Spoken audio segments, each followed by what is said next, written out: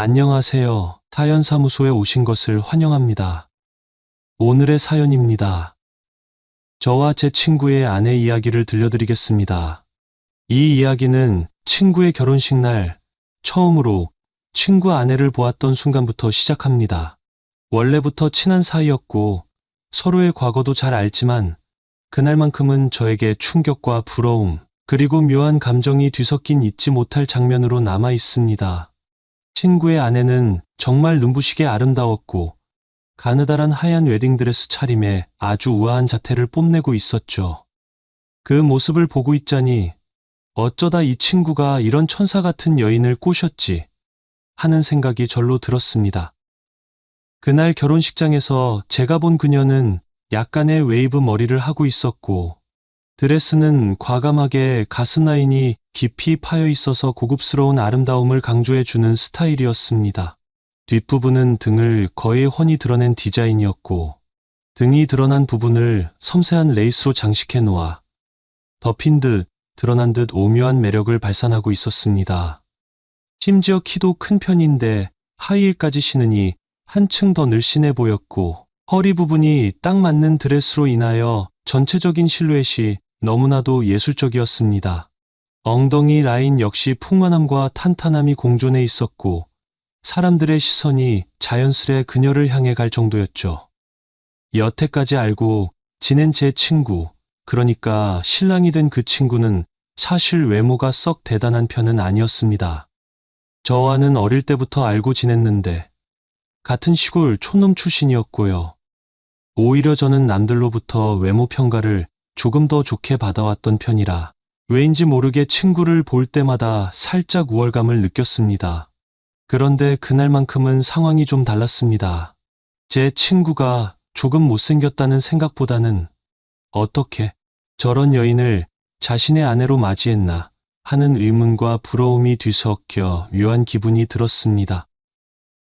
친구는 30대 초반이라는 나이에 이미 머리숱도 많이 빠지고 키도 간신히 170cm를 넘기는 정도에 체중이 85kg가 훌쩍 넘거든요.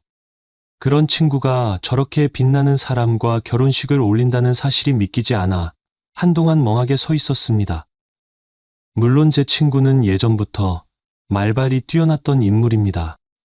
감탄스러울 정도로 말주변이 좋았고 특히 여성에게 어필하는 기술은 저를 포함해 주변 사람들 모두가 인정할 수밖에 없었죠.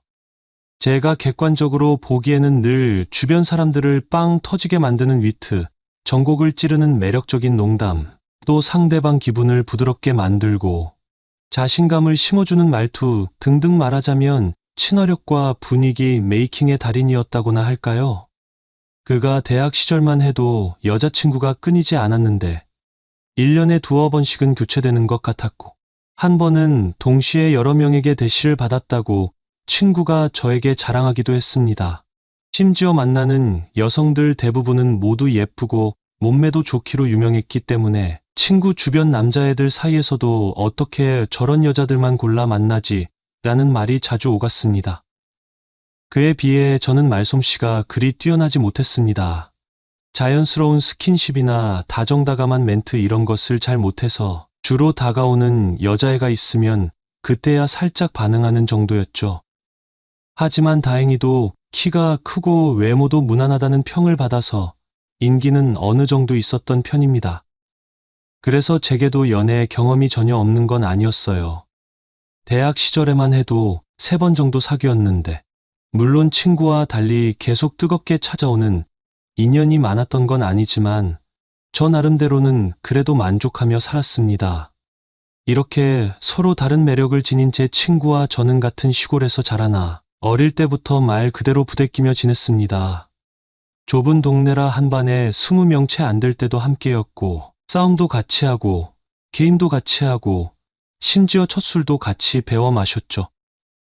어릴 적 추억을 되짚어 보면 같이 강가에 가서 물고기를 잡겠다고 그물질을 하다가 오히려 익사할 뻔한 사건도 있었습니다. 공부는 제가 조금 더 잘했지만 친구놈은 부모님의 사업 확장으로 서울로 이사를 가게 되었고 그로 인해 고등학교 입학을 서울에서 시작하게 되었습니다. 그때만 해도 친구와의 이별이 오래 갈 줄 몰랐습니다. 처음엔 서로 편지를 주고받고 휴대폰 문자로도 연락했지만 점점 학업이 바빠지고 생활이 달라지면서 연락이 뜸해졌습니다. 저도 그 친구와의 약속을 지키겠다는 마음으로 더 악착같이 공부했습니다. 결국 저도 상경하는 데 성공했습니다. 원하는 대학은 아니었지만 서울에 있는 대학에 합격했고 그렇게 다시 서울 생활이 시작되었습니다. 입학 후 며칠 지나지 않아 친구와 다시 연락이 닿았습니다. 그렇게 다시 만난 우리는 서로 다른 대학이었지만 자취방도 가깝고 취향도 여전히 비슷해서 자주 어울려 다녔습니다. 가령 게임 좋아하는 것도 그대로였고 한밤중에 치킨이나 피자를 뜯으면서 야, 나중에 성공하면 뭐 할 거야? 라는 질문을 하며 꿈을 얘기하곤 했습니다. 그 시절 친구는 학생회의 활동이나 동아리 활동에 엄청나게 적극적이었습니다. 어디 가나 주인공이 되는 스타일이었죠. 말 주변이 워낙 좋아서 술자리에 가면 모든 사람이 그를 바라보고 있었고 끊임없이 이어지는 농담과 재치로 분위기를 이끌어 나가는 편이었습니다. 자연히 주변에 여성이 많았습니다. 얼굴만 보면 조금 평범 아니면 중간 이하 그 정도 평가는 받았는데 그를 알고 지내다 보면 묘하게 사람을 끌어당기는 힘이 있는 겁니다. 그러다 대학 졸업 후 사회로 나아가게 되었습니다. 제 친구는 운 좋게도 대기업에 입사했는데 아무래도 여러 회사 면접을 보면서도 특유의 매력과 언변을 뽐냈겠죠. 서류 전형이나 시험 점수도 어느 정도 받쳐주었을 테니 대기업에서 최종 합격을 받은 겁니다. 그 소식을 듣고 저는 정말 대단하다고 생각했습니다. 저 역시 취업 전선을 뚫어 중견기업에 들어갔지만 얼마 못 가 제 적성이나 가치관과 잘 맞지 않는다는 걸 깨닫고 창업을 결심하게 됩니다. 한편 저와 친구의 우정은 계속 이어졌습니다. 물론 사회생활이 시작되면서 자주 만나긴 어려웠지만 퇴근 후에 한 번씩 얼굴을 보면 여전히 유쾌한 술자리를 가졌습니다. 그 사이 친구에게도 여자친구가 생겼는데 한두 달 만나다가 헤어지는 일이 잦았습니다. 저는 이런 글을 보면서 결혼은 언제쯤 하려나 라고 자주 물어봤고 친구는 웃으며 결혼? 아, 지금 여친이랑은 좀 아닌 것 같아라며 쉽게 넘어가곤 했습니다. 그렇게 몇 해가 지나고 어느 날 친구가 진지한 얼굴로 내가 결혼할 사람을 만났어라고 했습니다. 저도 반신반의했지만 그 만남이 흔히 말하는 운명처럼 강렬하게 다가왔다고 친구가 말했습니다. 처음엔 늘 하던 대로 호감을 쌓고 그녀가 마음의 문을 열도록 유머와 센스, 친절을 발휘했겠죠. 그런데 이번엔 그녀 역시 친구를 아주 진심으로 아껴주고 무엇보다 예쁘기만 한 게 아니라 친구의 모든 면을 사랑해준다고 했습니다. 친구가 이번에는 꼭 결혼까지 가고 싶다라고 말하길래 저는 겉으로는 좋아, 잘 됐네 하면서도 속으론 어떻게 생긴 사람일까 하는 궁금증이 컸습니다. 그러다 마침내 결혼식 청첩장이 날아왔고 저를 포함한 옛 친구들이 모두 한자리에 모였습니다. 그리고 결혼식 날 제가 본 신부는 정말 눈부실 정도로 아름다웠습니다. 하객들 사이에서도 와, 너무 예쁘다, 연예인 같다라는 말이 여기저기서 들렸죠. 가느다란 허리에 풍만한 골반, 길게 웨이브진 머리결이 촬영 조명에 반사되어 반짝이는 게 그야말로 천사의 등장처럼 느껴졌습니다. 드레스 역시 그녀의 몸매를 완벽하게 살려주는 고급스러운 디자인이었습니다. 등이 훤히 드러난 뒤태는 정교한 레이스 패턴으로 더욱 강조되어 식장 안이 온통 그녀에게만 집중되는 느낌이었습니다. 저는 그 모습을 보며 계속 넋을 놓고 있었고 한편으로는 내 친구가 드디어 제 짝을 찾았구나라는 벅찬 기분이 들면서도 또 한편으로는 묘한 질투심도 잔뜩 솟아올랐습니다. 결혼식이 진행되는 동안 저는 하객들과 함께 조용히 지켜보았고 그 아름다운 광경에 시선을 떼지 못했습니다. 그녀가 입장할 때 식장이 살짝 술렁이는 게 느껴졌는데 단순히 예쁘다는 이유만은 아니었습니다. 뭔가 미소에서 풍겨나오는 아우라가 있다고 해야 할까요? 어머니나 아버지를 대하는 태도도 정중하면서도 싹싹했고, 시부모님께도 깍듯이 인사하며 행복을 기원해드리는 모습이 참 보기 좋았습니다. 제 친구가 그런 면모에 반했을 것 같다는 생각이 들었습니다. 식이 끝나고 피로 현장에서 축하 인사를 건네려는 사람들로 북적이던 순간, 저는 잠시 신랑 신부 대기실로 들어갔습니다. 적당히 간식을 챙겨다 드리려고 했는데 이미 주변에 많은 친구들이 잔뜩 있더군요. 다들 야, 얘 와이프 진짜 대박이다라며 농담 반 진담 반으로 부러움을 표시했습니다. 친구는 쑥스럽다는 듯이 웃으면서도 아내의 손을 꼭 잡은 채 흐뭇하게 바라보고 있었습니다. 물론 저는 행복하게 잘 살아라 라고 진심으로 축하해 주었고, 신부에게 정말 아름다우시네요. 제 친구와 결혼해 주셔서 감사합니다라고 이야기했습니다. 그녀 역시 환하게 웃으며 제가 더 감사해요. 오빠 친구분들한테 좋은 이야기 많이 들었어요. 앞으로도 자주 뵀으면 좋겠어요라고 말했습니다. 그리고 얼마 후 친구 부부가 신혼집을 구해 이사했다는 소식을 들었습니다. 친구가 집들이 때 꼭 오라고 했지만 마침 저는 사업이 바빠서 해외 출장을 가야 했기에 참석하지 못했습니다. 출장을 다녀온 뒤 조금 늦게나마 따로 선물을 챙겨서 친구 집을 방문했습니다. 소중한 신혼집을 구경도 해야겠지라는 생각에 약간 설레는 마음으로 찾아갔습니다. 처음 친구 집을 들어서는 순간 깔끔하고 세련된 인테리어에 눈길이 갔습니다. 아기자기한 소품과 모던한 가구가 조화를 이루고 있었고, 거실 한편에는 크게 걸린 웨딩사진 액자가 자리 잡고 있었습니다. 그 사진 속의 두 사람은 환하게 웃으며 서로에게 기대고 있었는데, 사진만 봐도 분위기가 참 잘 어울린다는 생각이 들었습니다. 친구가 저를 보자마자 야, 어때? 난 성공한 인생이지 라고 특유의 농담을 던졌고, 저는 웃으며 그래, 내가 최고다라고 받아쳤습니다. 그날 식사는 삼겹살과 묵은지를 볶은 요리, 그리고 친구 아내가 직접 끓였다는 된장찌개였습니다. 저는 와, 이거 맛집 수준인데 라며 진심 어린 칭찬을 했고, 친구는 흐뭇한 표정으로 내가 예전부터 말했잖아. 요리 잘하는 사람 만난다고라며 자랑했습니다. 사실 저도 친구가 자취 시절에 요리를 꽤 잘하는 편이라는 걸 알고 있었는데, 아내분이 훨씬 더 손맛이 좋다 보니 매일이 배부르고 행복하다는 말을 계속했습니다. 식사를 마치고 난 뒤 아내분이 과일을 깎아 가져왔습니다. 그녀는 조용히 미소 지으며 이거 드셔보세요라고 권했고, 저는 한입 베어 물면서 진짜 과일도 싱싱하고 맛있네요라고 말했습니다. 그녀는 성격이 참 부드럽고 자상해 보였습니다. 저에게도 거리낌 없이 여러 가지 질문을 해 주었고, 제가 사업 얘기를 하면 진심으로 귀 기울이는 모습이었습니다. 정말 저렇게 완벽해 보이는 사람이 내 친구의 아내라니 하는 생각이 다시금 들었습니다. 그날 밤, 저와 친구는 늦게까지 술을 마시며 수다를 떨었습니다. 원래는 소주와 맥주를 번갈아 마시다가 집에 있던 와인까지 꺼내서 기분 좋게 마셨습니다. 아내분은 식사 자리에서는 별로 술을 마시지 않더니 우리 둘이 너무 신나 보였는지 본인도 와인을 좀 따라 달라고 했습니다. 그런데 놀랍게도 그녀는 술을 꽤 잘 마셨습니다.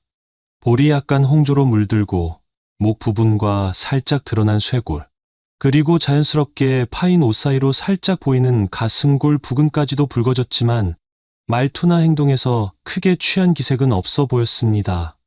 오히려 저와 친구가 조금씩 말이 꼬이고 눈이 풀려갈 즈음에도 그녀는 또렷하게 농담을 주고받았습니다. 술이 점점 올라오자 저도 원래 집에 갈 생각이었는데 이대로 좀 더 마시다 보면 새벽이 되겠구나 싶었습니다. 마침 친구와 아내도 오늘은 그냥 여기서 자요. 소파가 넓어서 잠자리도 편할 거예요라고 적극적으로 만류했습니다. 그 말에 저도 그래, 그럼 폐를 좀 끼치겠다라며 결국 신혼집 거실 소파에서 자고 가기로 했습니다. 친구 부부는 안방으로 들어갔고 저는 넓은 소파에 몸을 이었습니다. 술 기운에 눈꺼풀이 무겁게 내려앉아서 별다른 생각 없이 금세 잠에 빠져들었습니다. 얼마나 잤을까요? 문득 무언가 시끄러운 소리가 들려서 잠에서 깼습니다. 저에게는 술이 빨리 취하고 또 빨리 깨는 특성이 있어서 이미 꽤 맑은 정신이 돌아오고 있었습니다. 거실은 불이 꺼져 어둑어둑했고 대신 안방 쪽에서 희미하게 빛이 새어나오는 듯했습니다. 그런데 귀 기울이자 안방에서 친구와 아내의 거친 숨소리와 함께 묘한 신음 섞인 목소리가 들려왔습니다. 자기야, 살살해. 자기 친구가 거실에 있단 말이야라고. 아내가 낮게 애원하는 소리를 냈고 친구는 괜찮아. 술 잔뜩 마셨으니까 못 일어날 거야라며 혀가 살짝 꼬인 목소리를 냈습니다.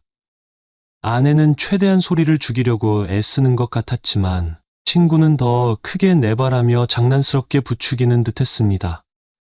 그 소리에 저는 몸을 일으켜 세운 채 멍하니 문 쪽을 바라보고 있었습니다. 내가 이걸 들어도 되는 건가 하는 당혹감과 함께 묘하게 심장이 두근거리는 이상한 기분이 들었습니다.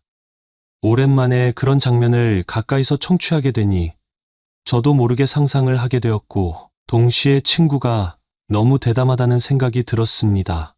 아니, 손님이 집에 있으면 조금 자제해야 하는 거 아닌가 하는 생각도 들었고 다 큰 성인 부부의 당연한 사생활이겠지만 저는 마치 금기를 훔쳐보는 느낌이 들어서 심장이 두근거렸습니다. 결국 얼마 지나지 않아 그 소리는 점점 잦아들었고 저는 거실 소파에 누워 이런 짓을 듣고 있다니 난 뭐 하는 거지 하며 머리를 긁적였습니다. 그리고 다시 잠에 들기 위해 노력했습니다. 그날 아침, 다행히 친구와 아내는 아무 일 없었다는 듯 아침상을 차렸고 저도 그 사실을 모른 척하며 식사를 했습니다. 솔직히 괜히 집에 남았나 싶기도 했지만 한편으론 저렇게 열정적인 부부라면 잘 살겠지 하고 내심 생각했습니다. 결국 저는 그날 오전에 집을 나섰고 돌아오는 길에 언젠가는 나도 저런 열정적인 사랑을 할 수 있을까? 라는 묘한 상념에 빠졌습니다. 저는 사업 문제로 머릿속이 복잡했지만 동시에 친구 부부가 부럽기도 했습니다. 하지만 그 후 얼마 지나지 않아 친구가 이혼을 했다는 소식이 전해졌습니다. 너무 갑작스러웠고 저로서는 상상도 못한 일이었습니다. 결혼한 지 채 6개월도 안 된 상황에서 벌어진 일이었고 제게도 연락이 오긴 했지만 매우 간결하고 건조하게 나 이혼해라는 메시지 하나를 받았을 뿐이었습니다. 저는 무슨 일인데? 라고 물었지만 친구는 별다른 답을 주지 않았습니다. 나중에 알게 된 내막으로는 친구가 결혼 후에도 예전 습관, 즉 바람기를 완전히 버리지 못한 듯했습니다. 결혼 후 반년도 채 지나지 않았는데 벌써 질린다는 생각이 들었고 직장 다니면서 알게 된 여성들과 어장관리를 하는 성격이 다시금 올라온 것입니다.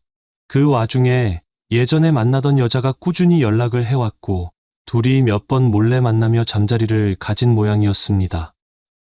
물론 아내가 눈치를 채지 못하면 좋았겠지만 그녀는 성격이 꽤 단호하고 똑 부러지는 타입이었기에 친구의 행동을 곧 알아차렸습니다. 결국 친구 휴대폰을 뒤져서 그녀와 함께 침대에 누워 적나라하게 찍은 사진을 발견했다고 했습니다. 그 사진을 본 즉시 친구 아내가 폭발했고 집안에 있던 사진이나 신혼소품들을 다 부셔버렸다 합니다. 그러면서 이혼을 강력히 요구했고 이미 서로의 신뢰는 바닥까지 떨어져 돌이킬 수 없는 지경에 이르렀습니다. 저는 그 소식을 듣고 너무 놀라서 당장 친구가 사는 곳으로 달려갔습니다. 문을 열고 들어선 순간 집은 엉망진창이었습니다. 웨딩사진 액자는 깨져 있었고 소파 위에는 부서진 액세서리나 사진 조각들이 여기저기 흩어져 있었습니다. 아내분이 이미 집을 나간 뒤였고 친구는 술을 잔뜩 마신 상태로 소파에 널브러져 있었습니다. 저는 그의 어깨를 흔들며 야, 정신 차려라고 소리쳤고 친구는 멍한 눈빛으로 저를 바라보며 쓴웃음을 지었습니다. 맥주 몇 캔을 꺼내어 친구와 함께 마시면서 대화를 시도해 보았지만 돌아오는 대답은 무기력하면서도 자포자기한 말투였습니다. 질렸어. 솔직히 난 너무 일찍 결혼한 것 같아. 게다가 그 여자가 처음에는 매력 있었지만 함께 지내다 보니 서로가 안 맞더라라든가 뭐, 여자는 많잖아.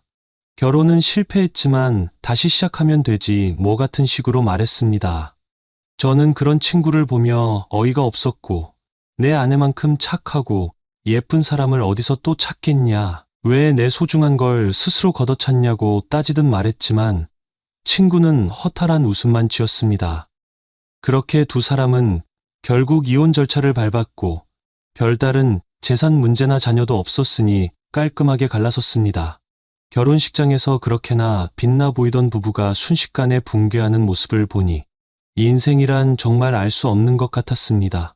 그녀는 지금 어떻게 지낼까라는 궁금증이 들었지만 결혼식 이후로 딱히 연락할 일이 없었기에 저도 물어볼 기회가 없었습니다. 그러던 중 약 한 달 뒤쯤이었습니다.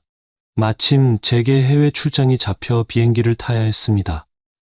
비행기에 탑승해서 자리에 앉으려는데 승객 안내를 해주는 승무원 중 한 사람이 눈에 익었습니다. 바로 친구의 전처였던 그분이었습니다. 저는 순간 심장이 덜컥 내려앉는 기분이었습니다. 아, 맞다. 친구가 아내가 승무원이라고 했었지 하고 어렴풋이 기억이 떠올랐습니다. 이혼 소식을 듣고도 그녀가 스튜어디스라는 것까지는 까맣게 잊고 있었는데 이렇게 기내에서 마주칠 줄은 상상도 못했습니다. 눈이 마주치자 그녀도 당황한 기색이 역력했습니다. 애써 밝은 표정으로 가볍게 인사를 건넸지만 두 사람 다 어색한 기분이었습니다. 그래도 저는 안녕하세요. 오랜만이네요라고 조용히 인사했고 그녀도 고개를 살짝 숙이며 안녕하세요라고 답했습니다. 그 순간 그녀 눈에 맺힐 듯 말 듯한 슬픔이 비쳤고 저 역시 마음이 복잡해져서 괜히 시선을 피했습니다. 곧 다른 손님들이 탑승하느라 분주해졌고 그녀는 안내방송을 해야 했으므로 그 이상 대화할 틈은 없었습니다. 자리에 앉아서 안전벨트를 매고 나니 머릿속에는 온갖 생각이 떠올랐습니다. 정말로 이혼을 했구나. 저 사람은 어떻게 지냈을까? 상처가 많이 크겠지라는 동정과 함께. 근데 이 상황에서 내가 무슨 말을 할 수 있을까 하는 고민이 들었습니다. 어쨌든 한때 친구의 아내였고 나중에는 험악한 싸움 끝에 갈라선 사이니 제가 섣불리 조언을 하거나 위로할 입장이 아니라고 생각했습니다. 그러다가 기내식 시간이 되어 그녀가 제게 다가왔습니다. 식사는 어떤 걸로 드릴까요? 라는 말에 저는 정신없이 아무거나 괜찮습니다라고 답했습니다. 하지만 그녀는 예전에 저와 몇 번 식사하면서 들었던 제 취향을 기억하는지 제가 평소 좋아할 만한 메뉴를 골라서 내주었습니다. 그리고 와인도 조금 드릴까요? 라고 물었는데 의례적인 질문이라기보다는 뭔가 저를 신경 써준다는 느낌을 받았습니다. 저는 조용히 고개를 끄덕이며 고맙다는 말을 전했습니다. 그녀가 제게 와인을 따라 주고 자리를 뜨려는 순간 제가 작게 이혼 소식 들었습니다. 괜찮으세요? 라고 말했습니다. 그녀는 순간 눈길을 떨구며 살짝 흔들리는 표정을 지었고 다시금 미소를 짓는 듯 했지만 금방 사라졌습니다. 네, 괜찮아요. 이미 정리됐죠. 감사합니다라고 아주 짧게 대답했습니다. 저는 괜히 더 말을 이어가기도 어렵고 그렇다고 무관심한 척하기도 어려운 상황이었습니다. 그녀는 곧 다른 승객 쪽으로 이동했고 저도 씁쓸한 마음으로 와인잔을 바라보았습니다. 이 비행기는 유럽의 한 국가로 가는 장시간 노선이었기에 중간중간 계속 승무원들과 마주칠 수밖에 없었습니다. 그때마다 우리는 눈이 마주치면 서로 어색한 미소를 교환했고 다른 사람들 눈치가 보이니 길게 대화할 수는 없었습니다. 그저 표정과 짧은 말투만으로 서로 복잡한 감정이 있구나 하는 걸 느꼈습니다. 저는 갈수록 머릿속이 뒤엉키며 언젠가 제대로 얘기를 해봐야겠다는 생각을 하게 되었습니다.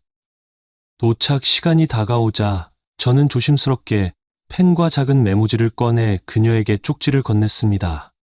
혹시 시간 되시면 현지에서 잠깐 뵙고 싶습니다.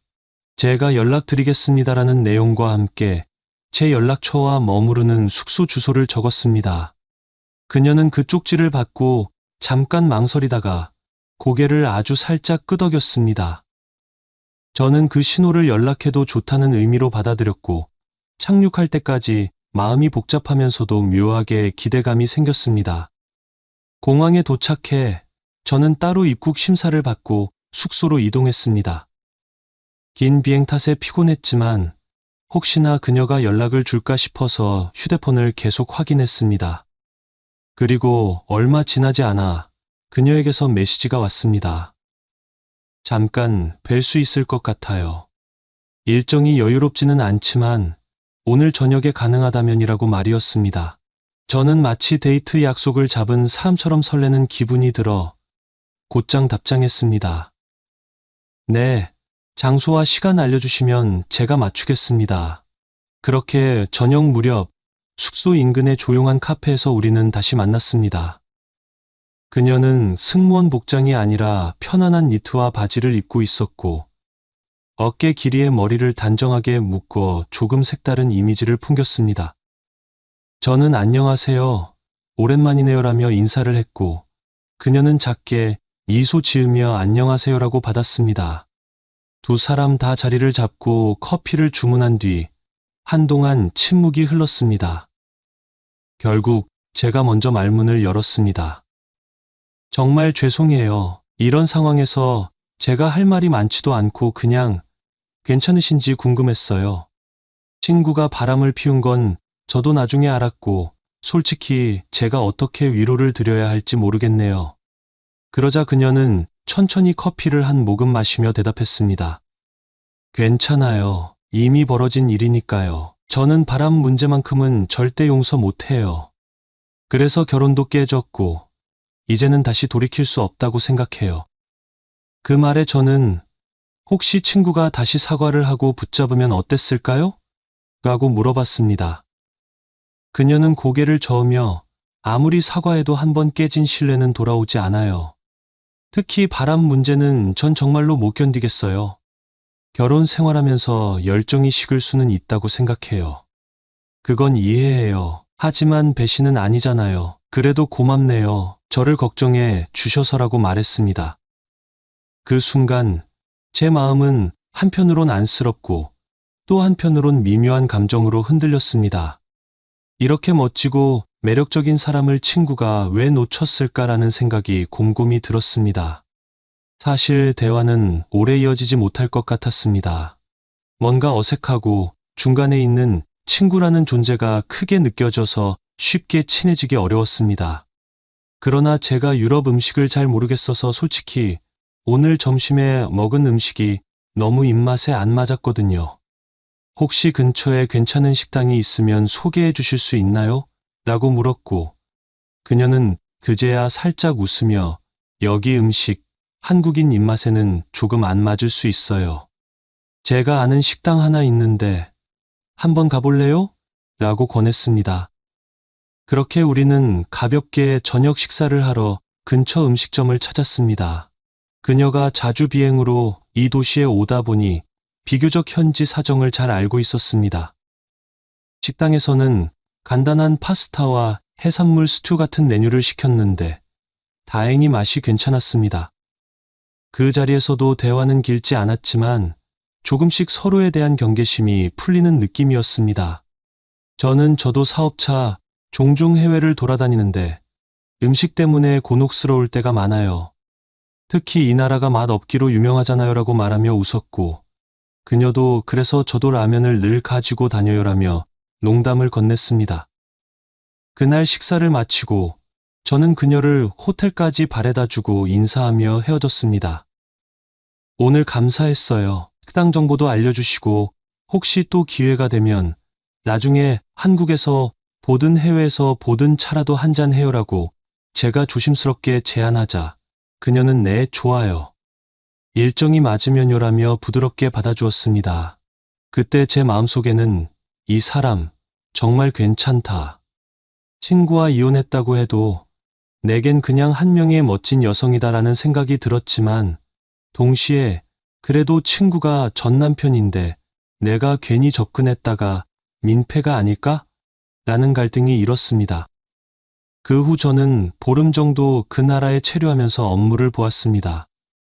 분주한 날들이었고 그녀와는 더 이상 마주치기 어려울 거라 생각했습니다.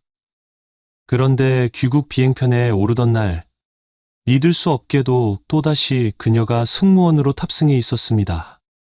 저는 이걸 운명이라고 불러야 하나, 혹은 우연의 장난이라고 해야 하나 고민될 정도로 놀랐습니다. 그녀도 저를 발견하고는 아는 척을 하며 웃었고, 저는 가볍게 손을 흔들었습니다. 이번에는 지난번처럼 어색하지 않았습니다. 그녀가 또 만나네요? 라고 말을 걸었고, 저는 정말 그러게요. 우린 인연이 있나 봐요라며 농담조로 대답했습니다. 이번 비행에서도 우리는 중간중간 눈이 마주치면 미소 지었고, 그녀가 잠시 쉬는 시간을 틈타 제 옆자리에 와서 출장은 잘 마쳤어요? 라고 조용히 묻기도 했습니다. 저는 네, 예정된 계약 잘 마무리했고, 이젠 한국 가서 결과물을 만들어 봐야죠라고 답했습니다.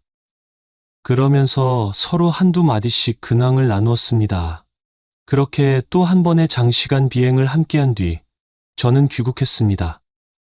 그 후로 문득문득 그녀가 떠올랐고, 메시지를 보내볼까 망설였습니다. 하지만 친구와의 우정을 생각하면 괜히 나서는 것 아닐까 하는 망설임이 컸습니다. 어쨌든 그들은 이미 이혼을 마쳤고, 친구 역시 연락해보니 벌써 새 여자친구가 생겼다고 대수롭지 않게 말할 정도였습니다.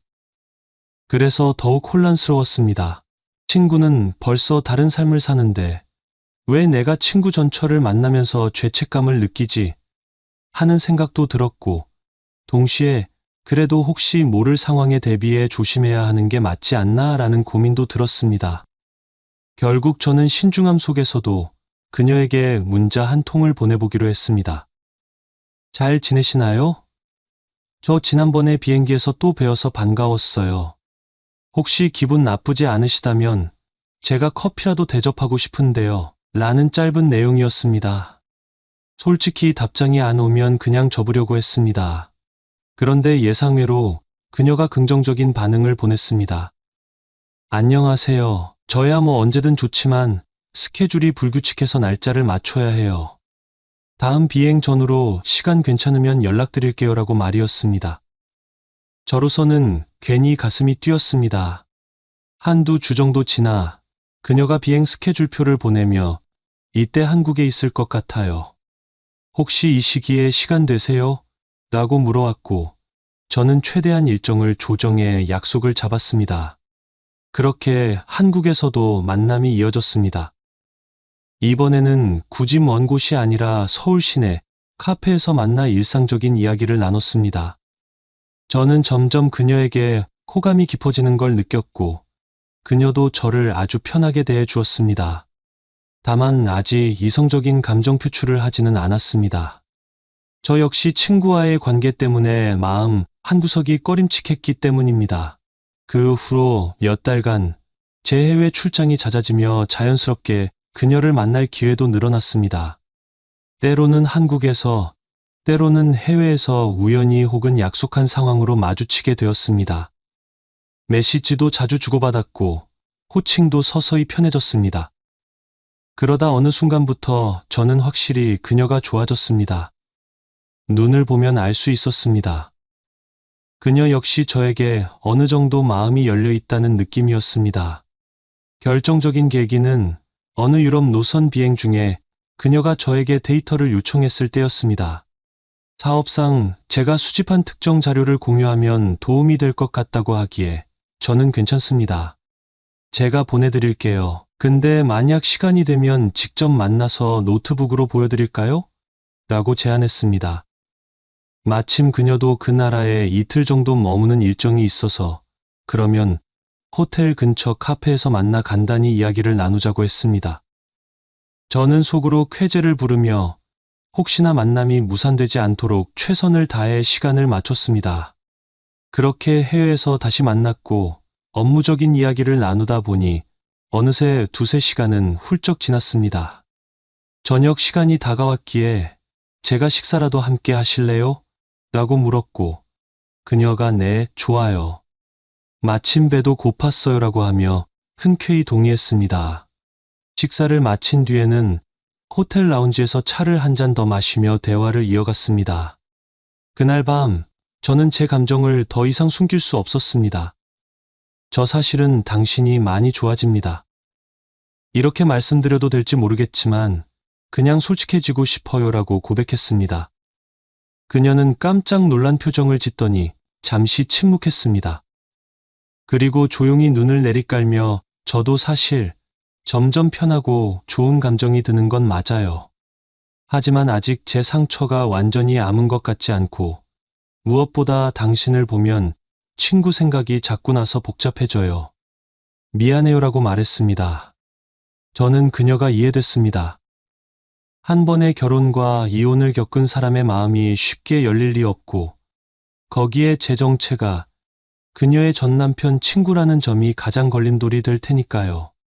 저는 그럼에도 불구하고 저는 오래 기다릴 수 있습니다. 제가 무리하지 않을게요. 그냥 이렇게 종종 만나면서 조금씩 가까워지고 싶어요라고 진심을 전했습니다. 그녀는 담담하게 조금만 시간을 주세요라고 했고 저는 그 말에 희미한 희망을 걸었습니다. 이후로 약 반년 가까이 우리는 애매하게 연인 같은 사이를 유지했습니다. 주변에는 굳이 알리지 않았고 친구에게는 더욱 말할 수 없었습니다. 그러던 어느 날 제가 또다시 해외 출장을 나갔다가 돌아오는 노선에서 그녀를 만났습니다. 그런데 이번에는 비행 도중에 일이 많아서인지 그녀가 조금 피곤해 보였습니다. 저는 기내에서 괜찮아요?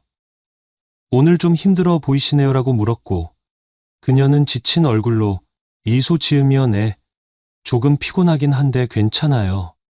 도착하면 쉬어야죠라고 답했습니다. 비행기에서 내려 저는 별다른 기대 없이 귀가하려 했습니다. 그런데 잠시 뒤 그녀에게 메시지가 왔습니다.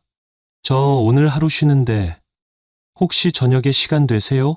라는 질문이었습니다. 저는 당연히 시간을 낼 수 있는 상황이라 즉시 네, 당연하죠. 괜찮으시면 제가 맛있는 거 사드릴게요라고 대답했습니다. 그렇게 약속 장소에서 만나보니 그녀는 다소 긴장한 표정이었습니다. 식사를 마친 뒤 저희는 자연스레 그녀가 임시로 사용하는 스튜디오형 레지던스 쪽으로 이동했습니다. 둘 다 피곤했지만 굳이 헤어지고 싶지 않았습니다. 그날 밤 우리는 드디어 서로의 마음을 확인했습니다.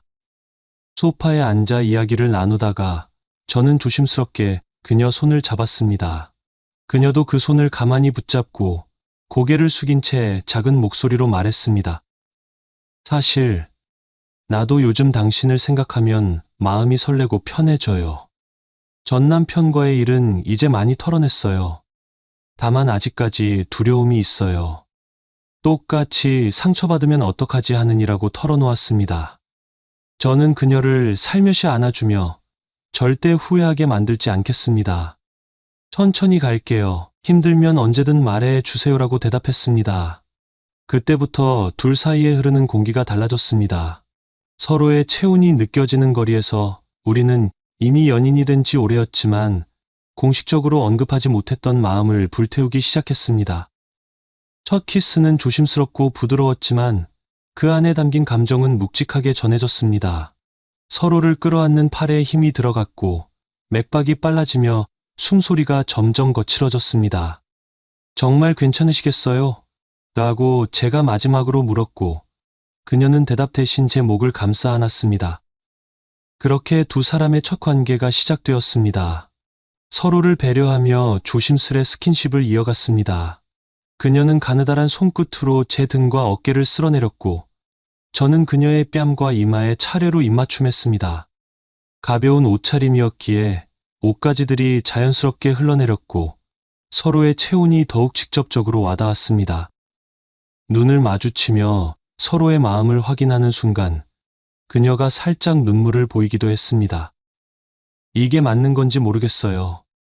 그래도 지금은 하고 싶어요라고 떨리는 목소리로 말했습니다. 저는 말없이 그녀 손을 꼭 잡고 다시금 부드럽게 입술을 맞추었습니다. 불이 꺼진 방 안에서 우리는 소파가 좁아 침대로 자리를 옮겼습니다. 한 발 한 발 움직일 때마다 묘한 긴장감이 감돌았고 동시에 설렘이 극대화되었습니다. 서로 조심스럽게 상대를 살피다가 어느 순간부터는 그동안 억눌렸던 감정이 폭발하듯 서로에게 달려들었습니다.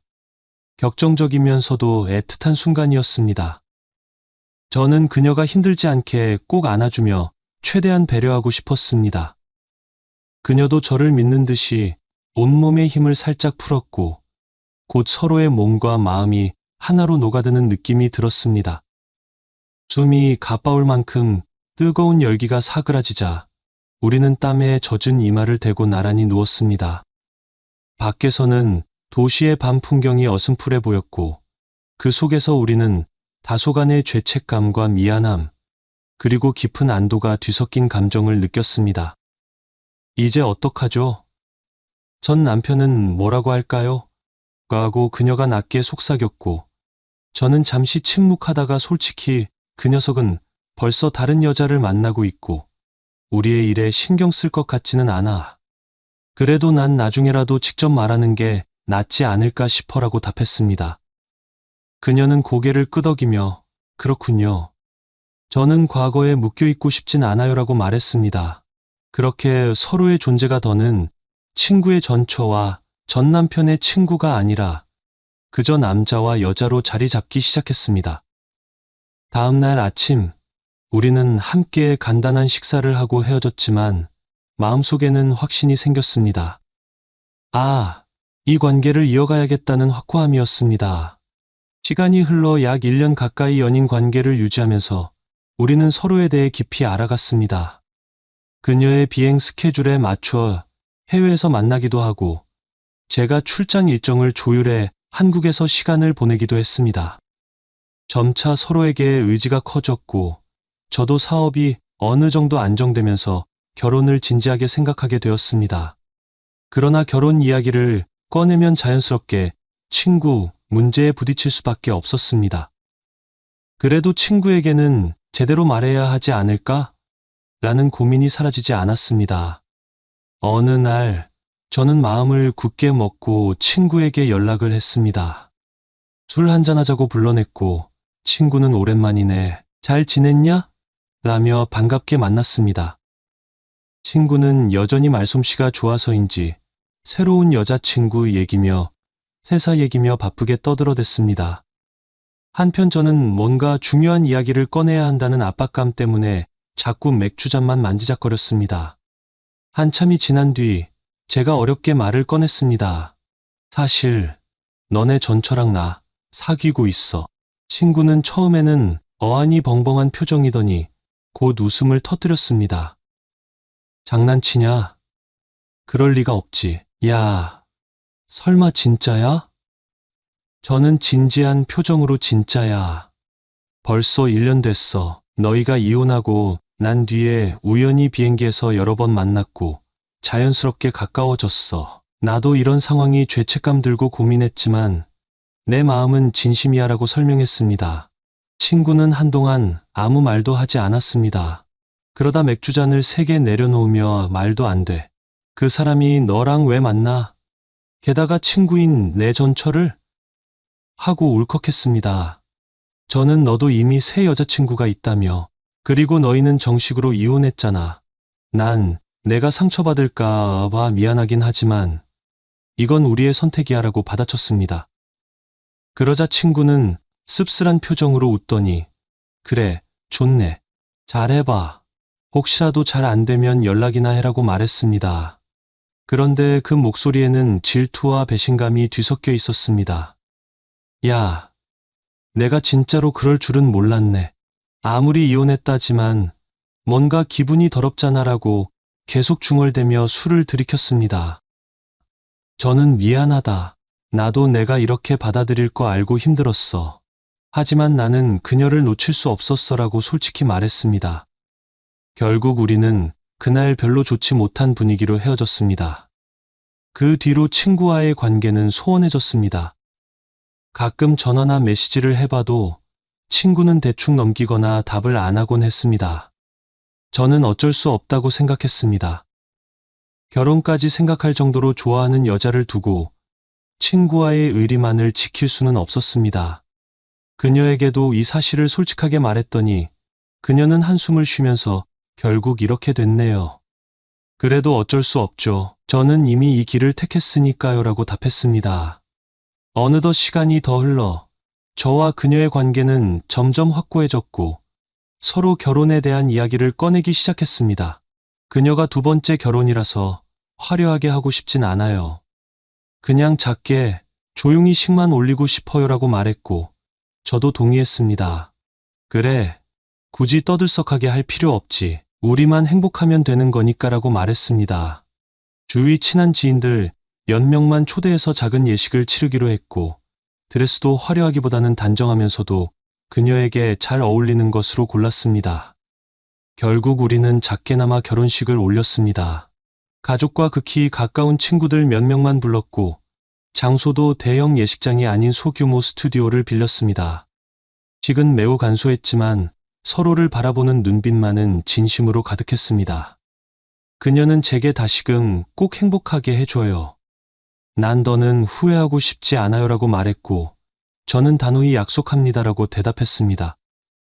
그 순간 몇 년 전 친구의 결혼식장에서 화려한 드레스를 입고 문부시게 빛나던 그녀의 모습이 겹쳐 보였습니다. 이제 그 사람이 제 아내가 된 것이었습니다. 친구는 결국 결혼식에 오지 않았습니다. 초대장을 보냈지만 답장은 없었습니다. 다른 친구를 통해 들어보니 그 결혼식에 굳이 갈 필요를 못 느끼겠다라고 말했더라고 합니다. 저는 섭섭하면서도 이해가 됐습니다. 아마 그의 입장에서는 저와 그녀의 결혼이 한동안 받아들이기 힘들었을 것입니다. 그러나 시간이 지나며 그 역시 또 다른 인연을 찾아 자유롭게 지내리라 믿었습니다. 신혼 생활은 조용했지만 깊은 안정감을 주었습니다. 이미 한 번의 실패를 겪은 그녀는 결혼 생활에서 서로에 대한 존중과 대화를 정말 중요시했고 저 역시 그런 부분을 배우고 익혔습니다. 가끔 서로 다른 점이나 이전 결혼에 대한 기억으로 갈등이 생길 때도 있었지만 솔직하고 차분하게 이야기를 나누며 풀어나갔습니다. 절대 서로에게 거짓말하지 말자라는 것이 우리의 첫 번째 원칙이었습니다. 그렇게 우리는 새로운 부부로서의 삶을 시작했습니다. 전 남편의 친구와 재혼했다는 사실이 조금은 불편하거나 흉흉한 소문으로 퍼질까 봐 신경이 쓰이기도 했지만 막상 주변 사람들은 생각보다 크게 개의치 않았습니다. 오히려 사랑에 국경이 없듯이 상황도 중요치 않다. 지금 서로 행복하다면 그걸로 충분하다라는 말을 해주는 이들이 많았습니다. 다만 예전에 친구와 공통으로 알고 지내던 지인들은 어쩐지 연락이 줄어드는 느낌이 있었습니다. 아마도 여러 말이 오갔을 거라 짐작하지만 저희는 크게 개의치 않았습니다. 어차피 함께하고 싶은 사람이 누구인지가 더 중요했으니까요. 이제 이렇게 긴 이야기를 돌이켜보면 모든 것이 운명처럼 느껴지기도 합니다. 만약 그때 그녀를 비행기에서 마주치지 않았다면 혹은 제가 용기를 내어 연락처를 건네지 않았다면 어땠을까 하는 상상을 해보는데 그랬다면 서로 그냥 스쳐가는 인연으로 끝났을지도 모릅니다. 하지만 실제로는 여러 차례 우연이 겹치고 그 우연들을 제가 놓치지 않으려 적극적으로 움직였기에 지금의 결론에 도달했습니다. 친구와는 아직 완전히 절교한 건 아니지만 예전처럼 허물없이 지내지는 못합니다. 그가 어떤 생각을 하고 있는지는 정확히 알 수 없지만 제 결혼 소식을 듣고 흔쾌히 축하해 주진 않았으니 당분간은 거리감이 유지될 것 같습니다. 그래도 언젠가는 시간이 해결해 줄 거라고 믿습니다. 그가 또 다른 인연과 행복한 미래를 만들어 간다면 저도 마음 편하게 잘 살아라라고 말해 줄 수 있을 겁니다. 친구의 전철하는 꼬리표가 쉽게 사라지지 않을 거라는 걸 알면서도 그녀에게서 느껴지는 따뜻함과 배려심, 그리고 서로 이해할 수 있는 대화가 큰 위안이 되었기 때문입니다. 또 한 번의 결혼이지만 이 결혼에는 서로가 더욱 신중하고 진솔하다는 믿음이 있습니다. 이번에는 쉽게 배신하거나 식어버리는 사랑이 아니라 서로를 끝까지 믿고 지켜주는 그런 단단한 관계를 만들고자 합니다. 앞으로 어떤 삶이 펼쳐질지는 모르겠습니다. 결혼했다고 해서 모든 문제가 해결되는 건 아니며 여전히 서로를 알아가고 맞추어가는 과정이 필요합니다. 하지만 최소한 우리는 서로를 잃고 싶지 않다는 마음 하나로 묶여 있다는 사실에 감사함을 느낍니다. 사랑에 대한 확신이라는 게 결코 쉬운 게 아니지만 한번 잃어본 사람이 다시 잡은 사랑은 그만큼 더 소중한 법일 테니 말입니다. 이제 이 긴 이야기를 마무리해야겠습니다. 저와 그녀는 조용한 결혼식을 마치고 새로운 인생의 장을 열었습니다. 친구와의 사이는 당분간 서먹하겠지만 언젠가 그도 웃으면서 잘 살아라. 너희가 행복하면 됐다라고 할 날이 오리라 희망합니다. 인생은 어떤 식으로 흘러갈지 아무도 모르지만 지금 이 순간을 소중히 여기며 살아가고자 합니다. 그것만이 저와 그녀가 선택한 삶의 방식이니까요. 끝으로 이런 복잡하고 긴 이야기를 들어주셔서 감사합니다. 인생에는 정답이 없고 누구나 시행착오를 겪으며 성장합니다. 저와 그녀, 그리고 친구 모두가 언젠가는 각자의 자리에서 진정한 행복을 찾길 바랍니다. 지금 제게 주어진 행복과 사랑을 지키기 위해 저는 매일 조금씩 더 노력할 것입니다. 이상으로 저의 이야기를 마칩니다. 고맙습니다. 문장 마무리합니다. 고맙습니다.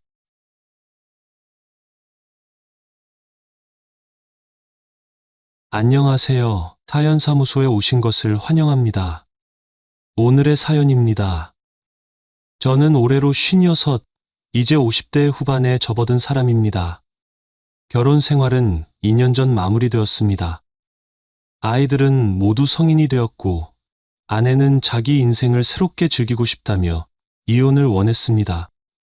사실 저 역시 더 이상 아내와의 관계에 미련이 없어서 그 요구를 순순히 받아들였고, 결국 협의 이혼으로 깔끔하게 관계가 정리되었습니다. 물론 아내가 떠난 후 혼자가 된 삶이 항상 편안하거나 즐겁기만 한 것은 아닙니다. 그래도 한동안은 후련한 동시에 쓸쓸함이 교차하는 기분을 달래가며 지내야 했습니다. 회사에서는 정년퇴직 몇 년을 남겨두고 갑작스러운 인원 감축이 있었습니다. 저 역시 권고사직 대상이 되었고 결국 퇴직금을 두둑이 챙겨 나오게 되었습니다. 다행인지 불행인지 아직 건강하고 의욕도 있는 나이에 회사를 떠나니 오히려 뭔가를 새로 시작할 수 있겠다는 기대도 들었습니다. 주변 사람들은 보통 우리 나이 되면 부동산 중개사 자격증이나 주택관리사 자격증을 많이들 준비합니다. 처음에는 부동산 중개사 자격증을 딸까 고민했지만 평소 잘 알고 지내던 친구가 요즘은 주택관리사가 더 전망이 있어 보인다라며 적극 추천을 해서 주택관리사 시험을 준비하기로 마음먹었습니다. 당시에는 그리 쉽게 볼 시험이라고는 생각하지 않았지만 막상 공부를 시작해보니 한두 달로 해결될 문제는 아니더군요. 회사를 다니다 나온 데다 중장년층이 되면서 머리가 굳어 암기가 어려운 점도 있었습니다. 그래도 퇴직금으로 버틸 수 있었기에 학원에 등록하고 강의를 듣고 매일 도서관에 출근 도장을 찍으며 필사적으로 공부했습니다. 건축, 시설관리, 회계, 관련 법규 등 그동안 접해보지 않았던 내용들이 가득했고 머릿속이 뒤죽박죽이 될 때도 많았습니다. 다행히도 저는 한번 결심하면 쉽게 포기하지 않는 성격이라 꾸준히 노력한 끝에 가까스로 자격증을 취득했습니다. 자격증을 따고 나니 이제 일을 해야 했습니다. 처음에는 주변 아파트 단지를 돌아다니며 저를 필요로 하는 곳이 없나 수소문을 했고 운이 좋게도 어느 구축 아파트에서 주택관리사 보조로 일할 기회를 얻을 수 있었습니다. 규모가 아주 큰 아파트는 아니었지만 20년 넘게 된 건물이다 보니 여기저기 문제가 적지 않았습니다. 1년 정도 일하면서 많은 경험을 쌓았죠. 제가 맡은 주요 업무는 크게 민원 대응, 관리비 정산 및 예산 운영, 시설 점검 및 유지 보수, 경비 청소 용역 관리, 외부 업체 계약 및 감독, 그리고 입주자 대표회의와의 협업 등이었습니다. 입주민들이 밤중에 물이 샌다고 신고하면 제가 야간에 출동하는 일도 잦았고 경비 아저씨와 입주민 사이의 사소한 갈등부터 층간소음 문제까지 다양한 분쟁을 조정해야 했습니다. 누군가는 귀찮은 일이라고 했지만 저는 불편을 호소하는 사람들의 이야기를 들어주고 상황을 파악해 해결 방안을 모색하는 일에 보람을 느꼈습니다. 그렇게 1년이 흐른 뒤 저는 회사 내부 인사 이동을 통해 신도시에 위치한 신축 아파트로 발령을 받게 되었습니다. 처음에는 신축이니 시설 문제도 적고 구 아파트보다 편하겠다라는 막연한 기대를 가졌습니다. 하지만 막상 부임해보니 현실은 정반대였습니다. 구축 아파트에서의 경험도 도움이 되긴 했지만 신축 아파트라는 특성상 초기 관리가 매우 중요했고 이미 곳곳에서 문제가 드러나기 시작하고 있었습니다. 게다가 이 아파트는 건설사가 최초에 계약한 아파트 관리 업체를 1년도 채 안 되어 교체해버린 상황이었습니다. 그 업체가 낙찰 시 저가를 제시해 선정되었지만 제공되는 관리 서비스 품질이 형편없었고 불필요한 비용이 과다 청구되었다는 소문이 돌았습니다. 또한 입주민들이 참여하지 않은 상태에서 관리비가 책정되어서 과도한 초기 관리비 문제로 민원이 끊이지 않았습니다. 외부 업체와 계약을 맺을 때도 공정성을 확보하지 못한 절차로 입주민들의 불만이 상당했습니다. 그래도 신축이면 깔끔하고 편하지 않을까? 라는 제 기대는 완전히 깨져버렸습니다. 이미 지어진 지 1년이 채 안 된 건물이지만 부실 공사가 의심되는 곳이 곳곳에서 나타났습니다. 건설사는 지방에 비교적 이름이 잘 알려지지 않은 업체였는데 아무래도 메이저 1군 건설사와는 시공 마인드나 하자 처리 방식이 다르다는 것을 확실히 느낄 수 있었습니다. 아파트 입주자 대표회의 회장은 40대 초반의 여성인 은정 씨입니다. 그녀는 키가 170cm가 훌쩍 넘고 체격도 당당한 편이라 처음 보았을 때 꽤 인상적이었습니다. 약간 통통한 듯 보이지만 전체적으로 곡선미가 살아있는 체형이었고 고양이상이라고 할 만큼 날렵한 눈매와 예쁜 이목구비가 돋보였습니다. 관리나 미용 같은 자기 관리를 열심히 하는 듯. 실물로 보면 30대 중반 정도로 보일 만큼 어려 보이기도 했습니다. 요즘은 여성 회장들이 많아지고 있는 추세라고 하더니 실제로 경험해보니 장단점이 분명했습니다. 여성 특유의 섬세함과 깐깐함으로 아파트 관리에 대한 문제 제기는 정확히 잘했습니다. 그런데 건설사나 다른 외부 업체와 갈등이 벌어졌을 때 사회적 융통성을 발휘하여 협상하거나 술자리로 관계를 부드럽게 만드는 방식에는 조금 약한 편이었습니다. 저를 비롯한 아파트 관리사무소 인력들도 이런 성향을 잘 이해해야 했습니다. 일부 남성 동대표들은 과거 경험상 건설사와 어느 정도 협상을 하고 하자보수 보증금을 효과적으로 사용하기 위해 술자리를 마련하거나 식사를 대접해가며 유연하게 일처리를 해왔습니다. 그런데 은정 씨는 그런 관행을 부정행위로 여기고 조금이라도 편법적인 요소가 있으면 거부 의사를 분명히 밝히곤 했습니다.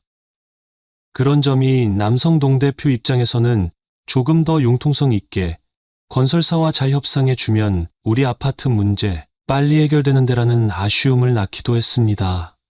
동시에 깨끗하고 투명하게 관리하려는 의지가 뚜렷하니 몇몇 입주민들은 또 그런 면을 굉장히 지지했습니다. 은정 씨는 아이가 초등학생 둘인데 남편과는 가끔 갈등이 있어 보였습니다.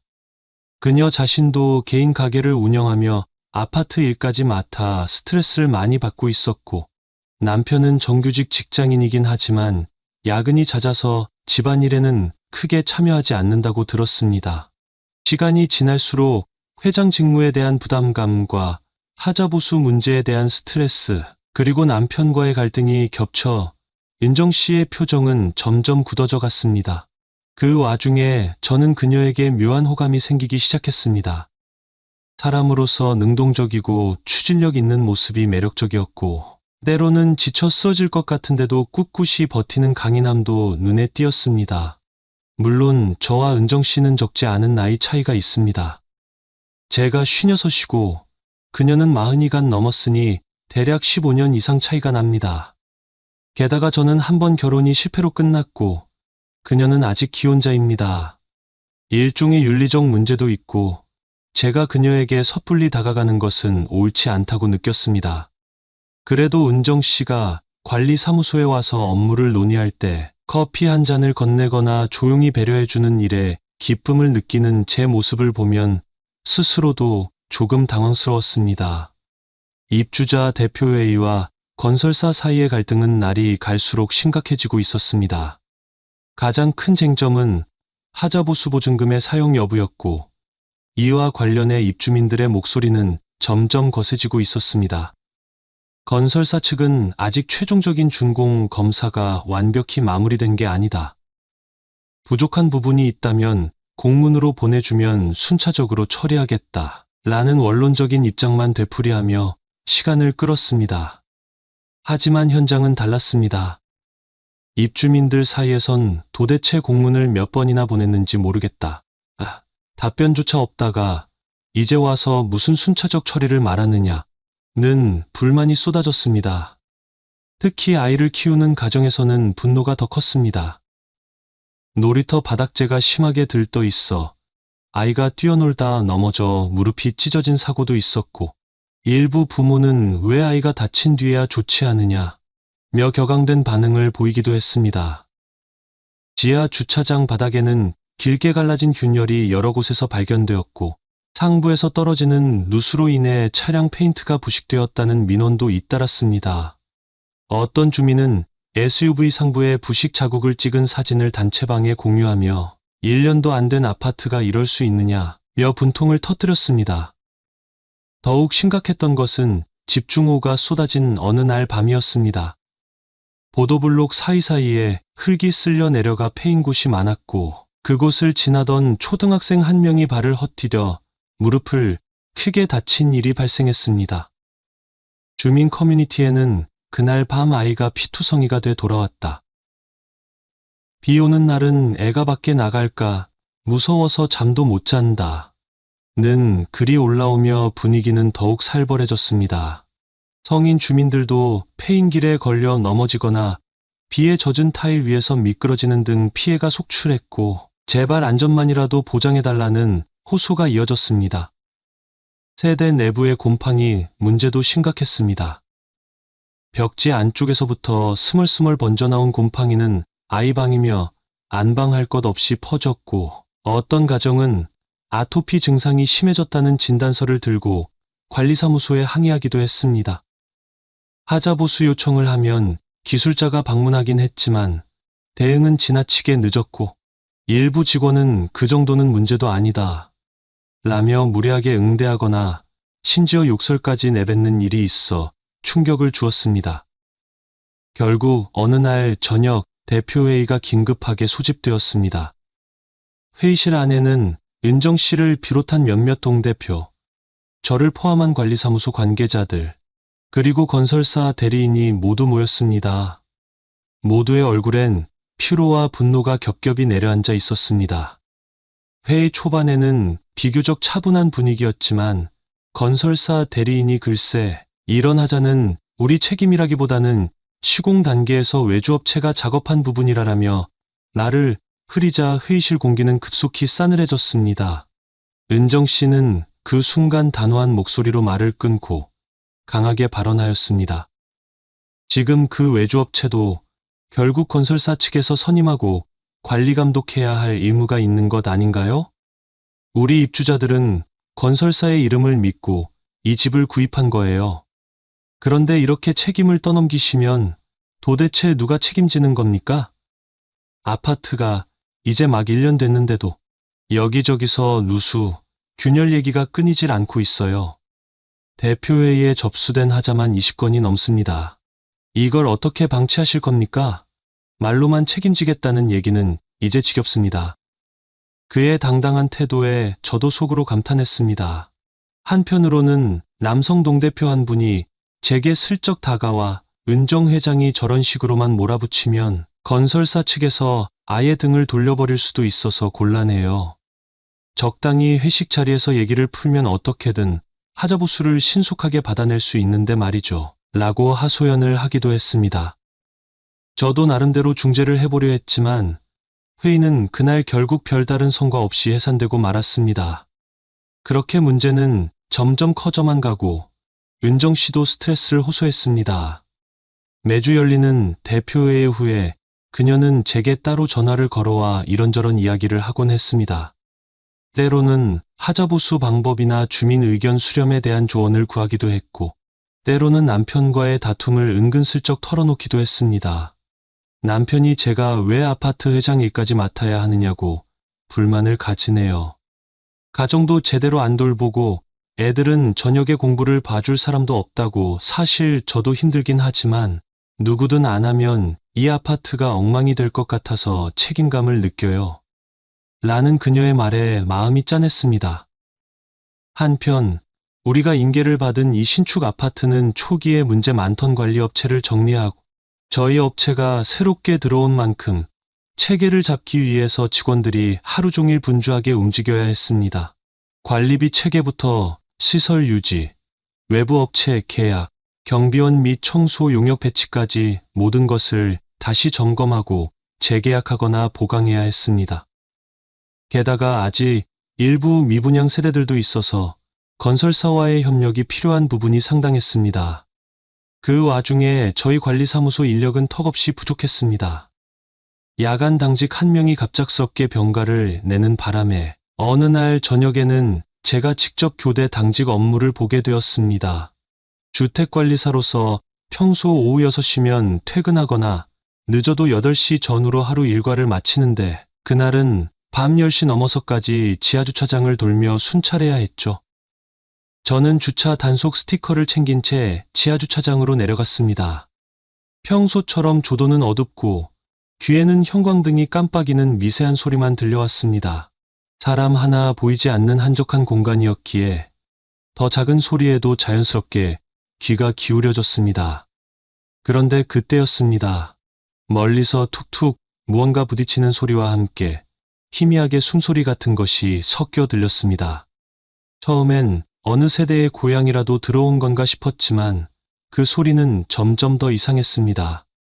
고개를 돌리자 지하주차장 한편 어두운 구석에 주차된 차량 하나가 보였고 그 차 문이 아주 살짝 열린 채로 흔들리고 있었습니다. 이상하게 여긴 저는 천천히 그 차량 쪽으로 다가갔습니다. 혹시 범죄 상황이 벌어지는 건 아닌지 모른다는 생각에 손엔 핸드폰을 쥔 채 경계심을 늦추지 않았습니다. 차량은 짙은 썬팅이 되어 있었고 내부가 잘 보이진 않았지만 가까이 가니 흐릿한 윤곽이 눈에 들어왔습니다. 누군가가 차 안에서 분명히 밀접하게 움직이고 있었고 차량이 미세하게 흔들리고 있었습니다. 순간적으로 내리를 스친 건 믿고 싶지 않은 장면이었습니다. 차량 외관이며 번호판을 본 순간 저도 모르게 걸음을 멈추고 말았습니다. 은정 씨 남편의 차량이었습니다. 설마 회장 부부가 이런 곳에서? 라는 충격이 엄습해왔고 순간 얼굴이 화끈거렸습니다. 이게 정말 제가 생각하는 그 상황이 맞는지 확신이 들지 않았기에 일단 동선을 바꾸기로 했습니다.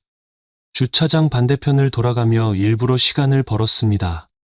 그 사이 불법 주차 차량 몇 대를 확인하고 주차 구역을 침범한 차들의 스티커를 부착하는 작업을 했습니다. 아무 일 없었던 듯한 행동이었지만 제 머릿속은 온통 그 차량 쪽으로 기울어져 있었습니다. 몇 분 뒤 다시 그 차량 쪽으로 돌아왔을 때 타이밍 좋게 차 문이 열리고 남녀가 내리려는 모습이 보였습니다. 그중 남성은 분명 은정 씨 남편이었고 여성은 생전 처음 보는 얼굴이었습니다. 주변 주민 같기도 했고 적어도 외부인은 아닌 듯한 차림새였습니다. 저와 눈이 마주치자 두 사람은 마치 얼음이라도 밟은 듯 멈춰섰고 이내 당황한 기색으로 허둥지둥 엘리베이터 쪽으로 발걸음을 옮겼습니다. 마치 아무 일도 없었던 듯 행동하려 애쓰는 모습이었지만 두 사람 사이에 흐르던 어색하고 뻣뻣한 기류는 그리 쉽게 감출 수 있는 게 아니었습니다. 저는 아무 말 없이 가만히 그 광경을 바라보았습니다. 혹시 오해일 수도 있지 않을까 하며 스스로를 다독였지만 그날의 분위기는 제게 깊은 찝찝함을 남겼습니다. 며칠 후 우연히 단지 앞 놀이터 옆 벤치 쪽을 지나가던 중 은정 씨 남편이 한 여성과 나란히 걸어 나오는 모습을 멀리서 보게 되었습니다. 처음엔 가족인가 싶어 시선을 두지 않으려 했지만 두 사람의 보폭과 거리, 대화하는 분위기에는 가족이라기엔 미묘한 온기가 느껴졌습니다. 어떤 대화인지는 들리지 않았지만 웃음 섞인 표정과 무심히 맞닿는 어깨, 살짝 팔이 닿았다 떨어지는 그 움직임들에서 저는 다시 그날 지하주차장의 기억을 떠올렸습니다. 물론 그 여성이 지인일 수도 친척일 수도 있다는 가능성을 완전히 배제할 순 없었습니다. 하지만 한 사람의 표정이나 태도, 거리감이라는 것은 때로 말보다 더 많은 걸 보여주곤 합니다. 그 이후로도 저는 별다른 말 없이 조용히 상황을 지켜보고 있습니다. 섣불리 판단하거나 말해서는 안 될 일이지만 은정 씨를 떠올릴 때마다 마음 한편이 무겁습니다. 제가 본 장면들이 단순한 오해이길 바라는 마음이 간절한 요즘입니다. 이걸 은정 씨에게 말해야 하나? 아니, 별 근거도 없이 괜한 소문만 만드는 건 아닐까? 하는 고민이 계속되었습니다. 은정 씨는 이미 아파트 일로도 스트레스가 극에 달해 있는데 만약 남편이 바람을 피우고 있다면 그녀는 얼마나 큰 충격을 받을까? 반면 아무것도 모른 채 속고 살게 둘 수는 없다라는 생각도 들었습니다. 일종의 사명감 같기도 하고 그녀를 걱정하는 마음 같기도 했습니다. 한 번은 저녁 무렵에 은정 씨가 제게 전화를 해와서 요즘 남편이 퇴근도 늦고 주말에도 외근이다 출장이다 핑계가 많아졌어요.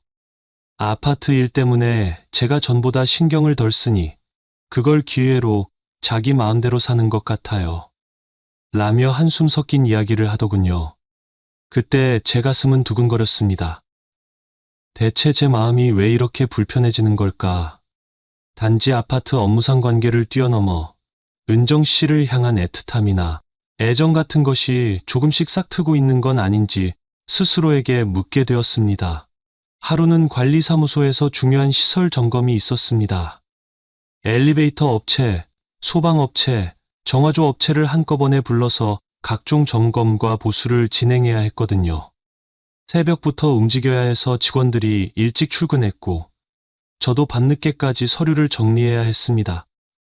그날은 운 좋게도 큰 문제 없이 모든 점검이 무사히 끝나고 대표회의를 통해 승인받아야 할 예산 항목만 추후 확정하면 되었습니다.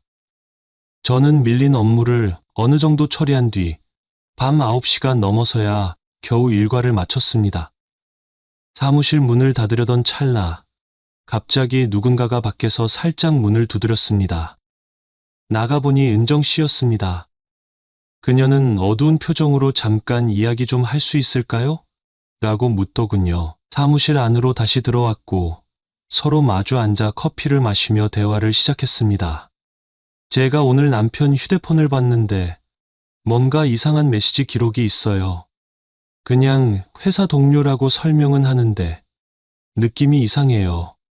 마치 둘이 너무 친한 것 같다고 해야 하나. 그녀의 눈은 약간 충혈되어 있었고 손가락이 떨려서 커피 잔을 떨어뜨릴까 싶을 정도였습니다. 저는 조심스럽게 요즘 회사 일이 많을 수도 있으니까요. 너무 불안해하지 않으셔도라고 말했지만 사실 마음속으로는 설마 정말 불륜일까라는 생각이 스쳤습니다. 은정 씨가 계속 말을 이었습니다. 물론 아직 제 기분 탓인지 모르겠어요. 그런데 왜 이렇게 불안해지는지 요즘 저도 이상해요. 아파트 일도 그렇고 아이들 숙제 봐주는 것도 제대로 못해서 미안한데 남편까지 이런 식이면 제가 정말 무너지거든요. 저는 뭐라고 대답해야 할지 몰라서 가만히 듣기만 했습니다. 그런 그녀를 위로하고 싶은 마음이 컸지만 동시에 제가 목격한 지하주차장 사건이 머리를 스쳤습니다. 입술을 꽉 깨물며 망설이던 끝에 결국은 말을 꺼내지 않았습니다. 확실한 증거도 없고 괜히 그녀를 더 불안하게 만들 이유는 없었으니까요. 더구나 제가 직접 본 것이 은정 씨 남편이라는 결정적 확신도 없었으니 더욱 조심스러웠습니다. 그래서 결국 저는 혼자서 CCTV 영상을 다시 확인하기로 했습니다. 관리사무소장인 제게는 열람 권한이 있지만 개인정보 보호 기준상 회장이라 해도 제멋대로 영상을 열람할 수는 없는 일이었습니다. 단지 내부 보안 점검 차원이라는 명분으로 조심스럽게 그날 저녁에 주차장 영상을 되돌려 보았습니다. 하지만 예상과는 달리 CCTV 영상에는 생각보다 많은 것이 또렷하게 담겨 있었습니다. 지하 주차장 한쪽, 조명이 어두운 구역에 정차된 차량, 그 안에서 인물 둘이 좁은 공간 안에서 밀접하게 움직이는 모습이 차량의 미세한 흔들림과 함께 그대로 기록되어 있었습니다. 썬팅이 짙어 외부에서는 흐릿했지만 보안 카메라는 차량을 측면과 대각선에서 포착하고 있었고 그 각도가 마침 움직임을 그대로 비춰주고 있었습니다. 그리고 시간이 조금 흐른 뒤 차량 문이 열리며 두 사람이 빠져나왔습니다. 남성은 은정 씨 남편이 틀림없었습니다. 영상 속 걸음걸이, 체형, 심지어 입고 있던 점퍼의 색상까지도 제가 그날 현장에서 본 것과 정확히 일치했습니다. 옆에 서 있던 여성은 뒷모습만 보였지만 아파트에서 몇 번 마주쳤던 얼굴이 어렴풋이 떠올랐습니다. 입주민 중 한 명 확실히 외부인은 아니었습니다. 그리고 바로 그 순간 제 모습도 영상 속에 등장했습니다. 멀리서 다가오는 제가 차를 향해 걸어가는 장면, 그리고 두 사람이 저를 발견하고 당황해하며 급히 몸을 돌려 엘리베이터 쪽으로 향하는 모습까지. 그날 제가 느꼈던 분위기와 낌새가 모두 영상 안에서 하나도 빠짐없이 재현되고 있었습니다. 그제야 저는 마음속으로 중얼거렸습니다. 아, 이건 정말 은정 씨 남편이 맞고 그 옆에 있는 여자는 분명 다른 사람이야. 둘이 차량 안에서 저런 밀접한 행동을, 이걸 어떻게 착각이라 할 수 있겠어. 세상에, 요즘 같은 시대에 블랙박스도 다 달려있고 주차장 CCTV도 있는데 저걸 누가 은정 씨에게 알리기라도 하면 어쩌려고 저렇게 무모하게 행동하는 걸까? 하지만 문제는 그 다음이었습니다. 이걸 누군가에게 보여줄 수도 말할 수도 없다는 현실이었습니다. CCTV 영상은 엄연한 개인정보 보호 대상이었고 관리사무소장인 제가 허가 없이 열람하거나 공유한다면 그것만으로도 큰 문제가 될 수 있었습니다. 회장이라 해도 혹은 은정 씨 본인이라 해도 공식적인 절차와 정당한 이유 없이는 그 영상에 접근할 수 없습니다. 그래서 저는 그저 모니터 앞에서 한참을 앉아 있었습니다. 무거운 마음으로 뭔가를 말해야 할 것 같으면서도 아무것도 할 수 없는 무력감에 사로잡혀 차가운 사무실 안에 조용히 머물렀습니다. 얼마 지나지 않아 일부 동대표들이 은정 씨의 일처리 방식을 문제 삼기 시작했습니다. 너무 융통성이 없다, 실질적으로 성과가 없다, 입주민들의 의견을 적절히 수용하지 못한다 등등 여러 이유가 뒤섞여 은근하게 그녀를 회장 자리에서 끌어내리려는 움직임이 생겼습니다. 아파트가 1000세대가 조금 안 되다 보니 주민들 사이에서도 파벌이 나뉘기 시작했습니다. 어떤 쪽은 은정 회장처럼 깨끗하고 투명하게 가야 한다라고 지지했고, 다른 쪽은 우리가 원하는 건 현실적인 해결책이지 원칙만 고집하는 리더가 아니다라며 반대했습니다. 그 갈등은 단순히 회의장에서만 벌어지지 않았습니다. 아파트 단톡방, 입주민 카페 등 온라인 공간에서도 비방과 비난이 오갔고 사실 확인이 안 된 유언비어가 빠르게 퍼져나갔습니다. 이번에 관리비가 올랐는데 그거 다 회장이 이상한데 썼다는 말도 있더라. 건설사랑 제대로 협상 못해서 하자부수 못 받아내는 거 보면 걔네들한테 뭔가 넘어간 거 아니야? 제가 관리사무소장으로서 최대한 중립적인 태도를 취하며 가짜 뉴스나 루머가 퍼지지 않도록 노력했지만 사람들의 입과 마음을 통제할 수는 없었습니다. 은정 씨도 점차 지쳐갔고 개인 가게 운영에 집중해야 할 시간마저 뺏기다 보니 만성적인 피로와 스트레스가 그녀를 짓누르는 듯했습니다. 문제는 이렇게 겹쳐오는 와중에 정작 은정 씨의 남편도 그녀를 지지해주지 않았다는 것입니다. 아이들이 초등학생이지만 아빠가 함께 도와주는 모습은 거의 보이지 않았습니다.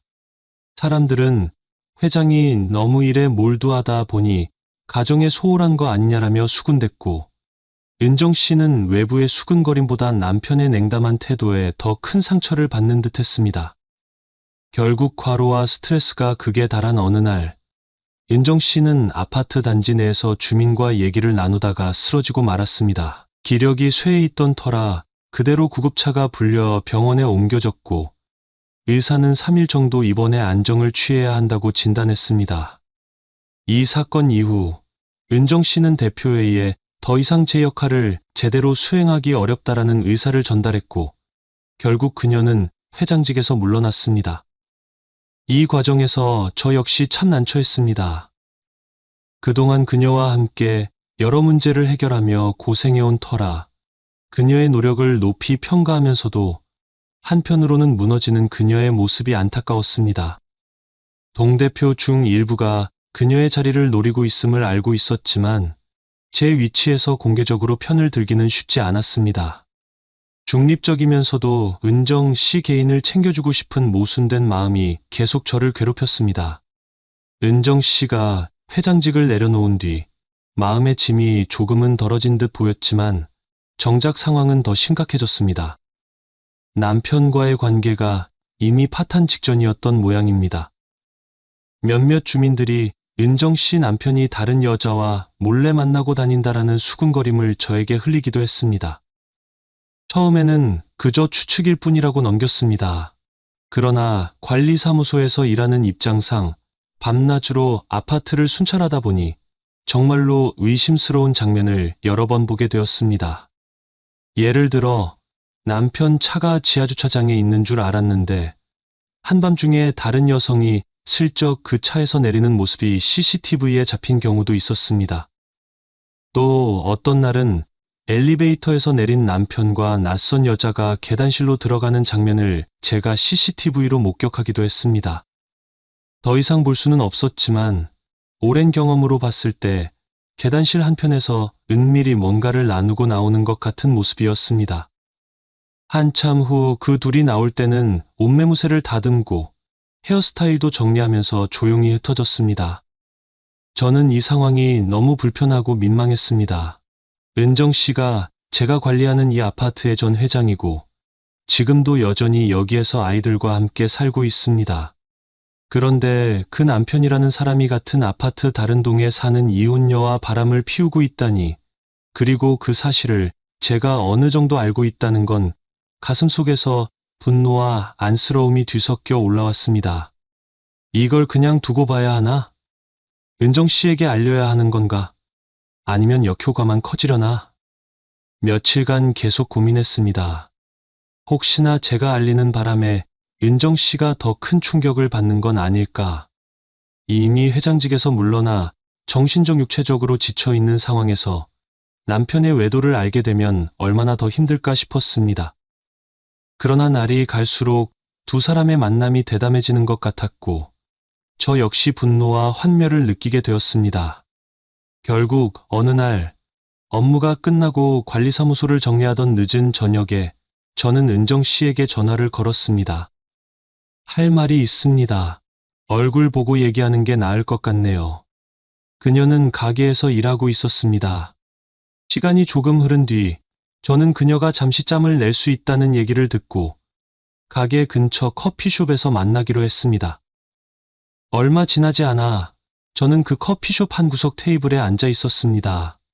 은정 씨는 약간 야윈 듯했지만 여전히 당당한 자세를 유지하고 있었습니다. 다만 얼굴이 어딘가 피곤하고 슬픈 기색이 감돌았습니다. 저는 제가 목격한 것들을 사실대로 털어놓았습니다. 죄송합니다. 이런 얘기하기 정말 꺼려졌는데요. 그래도 은정 씨가 알 권리는 있다고 생각했습니다. 은정 씨는 제 말을 듣고 한참을 말없이 있었습니다. 그러다 결국 참았던 눈물이 왈칵 쏟아지듯 흘러내렸습니다. 울고 싶지 않은 듯 입술을 깨물면서도 눈물을 멈추지 못했습니다. 저는 커피숍에 있던 휴지를 건네주며 정말 죄송해요. 어찌해야 할지 몰랐습니다. 그런데 요즘 남편분 행동이 너무 여기저기서 계속 목격되고 저도 화가 나더라고요. 라고 겨우 말을 이었습니다. 그녀는 눈물을 닦으며 사실 저도 어느 정도는 짐작했어요. 남편이 집에 들어오지도 않고 전화 받는 태도도 이상하고 예전에 비해 아예 대화가 안 통해서 제가 회장할 때도 전혀 협조는커녕 왜 그런 골치 아픈 일을 맡아서 우리 집안까지 시끄럽게 하냐고 타박만 했죠. 라고 털어놓았습니다. 어떻게 위로해야 할지 몰랐던 저는 순간적으로 자리에서 일어나 그녀의 어깨를 살며시 감쌌습니다.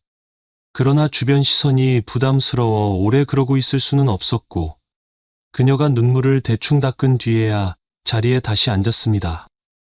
커피도 거의 마시지 못하고 침묵 속에서 짧은 시간이 흘렀습니다. 정말 죄송하지만 영상이나 CCTV 자료는 제가 함부로 드릴 수 없어요.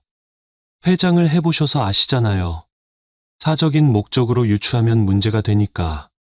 은정 씨는 고개를 끄덕였고 그건 알아요. 증거가 필요하면 경찰에 협조 요청하면 되는 거니까요. 라고 씁쓸하게 웃어 보였습니다. 그날 이후 은정 씨 남편은 곧바로 집에서 쫓겨났습니다.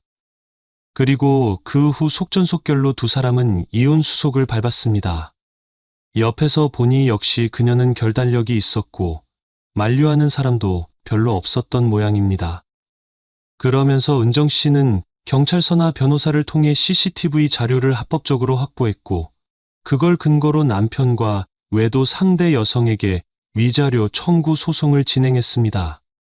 하지만 이 과정에서 아파트 내에서 은정 씨를 달가워하지 않았던 일부 사람들은 전 회장이라는 타이틀을 빌려 무리하게 CCTV를 보게 한 거 아니냐, 자기 남편 뒤를 캔 거 보니 원래부터 그런 여자 아니었나 등등 이상한 소문을 퍼뜨렸습니다. 이로 인해 그녀는 정신적으로 다시 한번 큰 상처를 입었습니다. 이런 온갖 소동을 겪으며 은정 씨는 아파트 안에서의 신뢰를 거의 잃어버린 듯했습니다. 일부는 그녀를 동정했고 일부는 그녀를 험담했습니다. 이제는 회장도 아니고 평범한 주민 신분이 된 그녀였지만 예전만큼의 평온한 생활은 누리기 어려워 보였습니다. 어느 날 밤 관리사무소로 주민신고 전화가 들어왔습니다. 엘리베이터에 누가 써져 있는데 술 냄새도 엄청 나요. 황급히 달려가 보니 은정 씨가 엘리베이터 구석에 비스듬히 기대 잠들어 있었습니다. 손에는 아직도 빈 소주병이 들려 있었고 눈가가 시뻘겋게 부어 있었습니다. 저는 바로 그녀를 부축해 일으켰습니다. 괜찮으세요? 은정 씨? 아무런 대답이 없었습니다. 눈을 번쩍 뜨긴 했지만 거의 정신이 반쯤 날아가 있었습니다. 저는 주민들에게 일단 제가 집까지 모셔다 드릴게요. 걱정 마세요. 라고 말하고 엘리베이터 버튼을 눌렀습니다. 은정 씨가 사는 층에 도착했지만 그녀는 걸음이 제대로 되지 않아 한쪽 벽을 짚고 휘청댔습니다. 그녀의 열쇠고리에 달린 스마트키로 현관문을 열었습니다. 안으로 들어가니 거실은 깔끔했지만 어디서 묘한 공허함이 느껴졌습니다. 아이들 물건들이 곳곳에 놓여 있었는데 정작 아이들은 보이지 않았습니다. 전에 아이들과 함께 산다고 들었던 것 같은데 그날은 아이들이 외할머니 댁에 가 있었다고 나중에야 알게 되었습니다. 거실 한가운데에서 그녀를 잠시 벽에 기대게 하고 제가 냉장고 쪽을 기웃거렸습니다. 혹시 물이라도 갖다 주려 했지만 그녀가 물 괜찮아요라며 흐릿한 목소리로 말했습니다. 그 상태로는 물을 마셔도 잘못하면 사례가 들릴 것 같았기에 저는 급히 젖은 수건을 챙겨와 그녀의 얼굴과 목덜미를 살살 닦아주었습니다. 겉옷은 이미 토사물 자국으로 얼룩져 있었고 몸에서 술 냄새가 진동했습니다. 그냥 이대로 두면 다음 날 더 고생할 것 같았습니다. 저는 집안 이곳저곳을 살펴보다가 다행히 세탁물이랑 수건이 있는 걸 확인하고 우선 그녀의 더러워진 겉옷을 벗겨냈습니다. 속옷과 티셔츠까지 다 젖어 있는 상태는 아니었지만 상의는 상당히 엉망이었습니다. 겨우 그녀의 동의를 구한 뒤 벗겼고 수건으로 살살 닦았습니다. 솔직히 말하면 그 순간 제 눈앞에 드러난 은정 씨의 신체 라인은 분명 저를 흔들어 놓았습니다. 그녀는 40대 초반이지만 체형 관리가 잘 되어 있었고 회장 시절에도 약간 통통한 듯 보이면서도 군살 없이 탄탄한 느낌이 있었습니다. 여러 복잡한 감정이 스쳐 지나갔지만 지금은 그럴 때가 아니라고 애써 정신을 다잡았습니다. 제가 그녀를 부축해 침실로 옮기는 동안 은정 씨는 계속 흐느끼듯 혼잣말을 했습니다. 왜 이런 꼴이 됐을까? 내가 뭐가 잘못이었는데 같은 말들이었습니다. 침대에 누인 뒤 제가 이불을 살짝 덮어주자 그녀는 곧바로 잠이 들었습니다. 저는 잠시 머뭇거리다 집안을 대충 둘러봤습니다. 아이들이 쓰던 방인지 작은 방에 교과서와 장난감이 놓여 있었고 부엌 식탁 위에는 아직 먹다 남긴 밥그릇이 있었습니다. 서글픈 풍경이었습니다. 이 집안이 원래는 가족이 함께 모여 살던 공간이었는데 지금 이렇게 텅 비어 있구나 하는 생각에 마음 한구석이 시려졌습니다. 결국 저는 그날 새벽까지 그녀 곁을 지켜보다가 그녀의 얼굴만 살짝 확인하고 집을 나왔습니다. 괜히 밤새도록 남아있는 것도 서로 불편할 것 같았습니다. 현관문을 나서면서 그녀가 울면서 중얼거리던 말들이 머릿속에서 떠나지 않아 가슴이 꽉 막힌 듯 답답했습니다. 다음날 오후 관리사무소로 출근한 제가 서류를 정리하고 있을 때 사무실 문이 조심스레 열렸습니다. 은정 씨였습니다. 전날의 만취 상태에서 얼마나 힘들었을까 싶어 말을 건네려는데 그녀가 먼저 죄송하고 또 고마워요 라고 작게 웃었습니다. 어젯밤 정말 민폐 끼쳤죠. 정작 제가 그 상황을 기억을 잘 못해서 너무 취해서 꼴불견이었을 거예요. 저는 괜찮다고 말하며 큰일 날 뻔했어요. 다음부터는 그렇게까지 마시지 마세요 라고 조언했습니다. 그녀는 고개를 끄덕이며 덕분에 다치지 않고 잘 들어온 것 같아요. 정말 감사드려요 라고 말했습니다. 그러면서 저녁 식사를 한번 대접하겠다고 했습니다. 사실 괜찮다고 거절하려 했지만 그녀가 부탁이에요. 제가 이렇게라도 해야 제 마음이 좀 편할 것 같아요 라며 고집을 부렸습니다. 결국 그날 저녁에 그녀의 집에서 식사를 하기로 약속했습니다. 아이들은 외할머니 집에 간 상태라 당분간 집에 없다고 했습니다. 그래서 집안은 생각보다 조용했습니다. 퇴근 후 그녀의 집을 찾아가자 반찬 몇 가지의 간단한 찌개가 준비되어 있었습니다. 요리는 잘 못해서 그냥 간단한 것만 했어요. 라며 멋쩍게 웃는 그녀의 모습이 이전과 달리 한층 편안해 보였습니다. 식탁에 앉아 이런저런 얘기를 나누었습니다. 아파트 일 이야기부터 자연스럽게 흘러나왔습니다. 새 회장이 선출되었지만 하자 문제나 관리비 문제도 해결된 게 거의 없었습니다. 은정 씨는 이제는 손 뗐으니까 신경 안 쓰려고 해요. 너무 힘들어서 더 이상 거기에 매달리다가 아이들하고 저까지 망가질 것 같아요. 라고 말했습니다.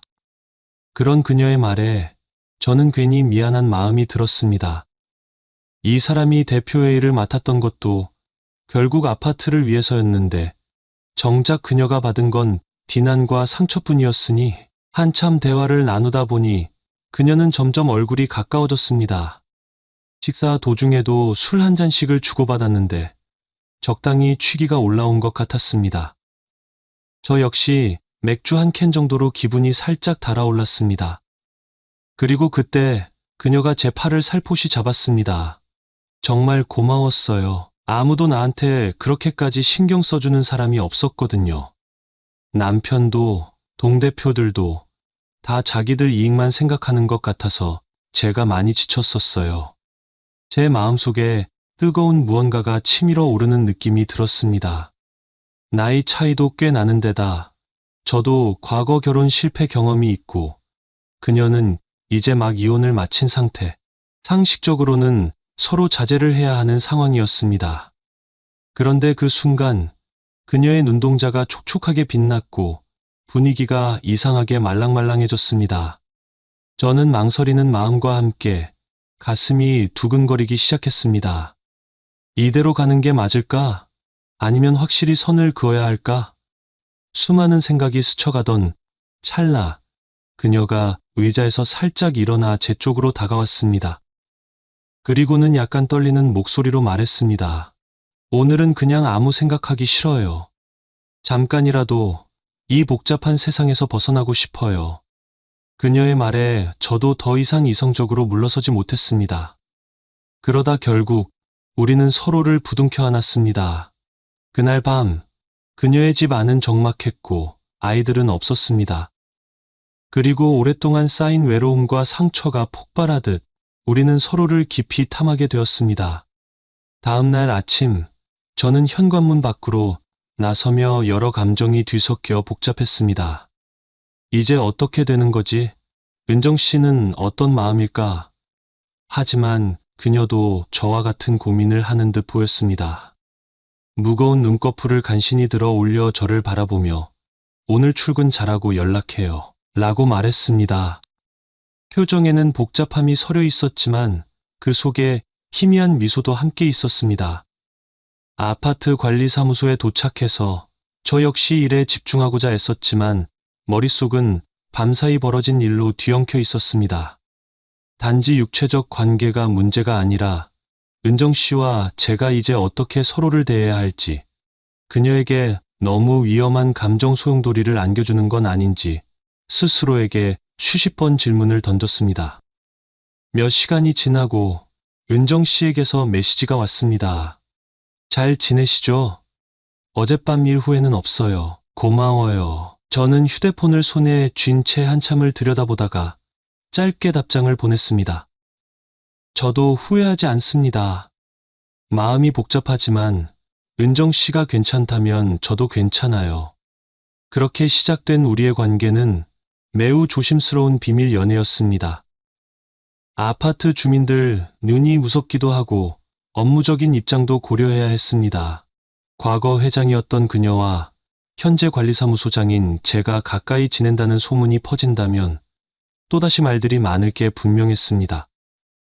게다가 나이 차이도 꽤 났고 그녀는 이제 막 이혼을 마친 상황이라 주변의 시선이 더 따가울 수 있었습니다. 한편 은정 씨도 자기 감정을 제어하기 쉽지 않아 보였습니다. 저에게 종종 전화를 걸어보고 싶다라고 말하기도 했고 때로는 식사나 간단한 술자리에 저를 초대했습니다. 저 역시 그녀에게 끌렸고 시간이 날 때마다 그녀를 찾아갔습니다. 단 매번 아이들이 없는 시간대에만 만났습니다. 아이들이 보면 안 좋아할 거예요. 아직 부모의 이혼을 완전히 받아들이지 못했거든요. 라는 그녀의 말에 저도 동의했습니다. 우리는 함께 있을 때 서로의 상처를 조금씩 꺼내 놓았습니다. 그녀는 남편의 외도로 인해 무너졌던 자존감, 회장 시절에 받았던 비난과 배신감 등을 털어놓았고, 저는 제 과거 결혼 생활의 실패와 인생 후반기에 느끼는 외로움과 불안을 고백했습니다. 생각보다 많은 공통분모가 있었습니다. 두 사람 모두 사랑에 대해 회의적이면서도 여전히 누군가에게 기대고 싶어 하는 마음이 존재한다는 점이 비슷했습니다. 그렇게 몇 달이 흘렀습니다. 아파트 하자보수 문제는 여전히 완벽하게 해결되지 않았고 새로 뽑힌 회장은 다소 어설프게 업무를 진행하는 것 같았습니다.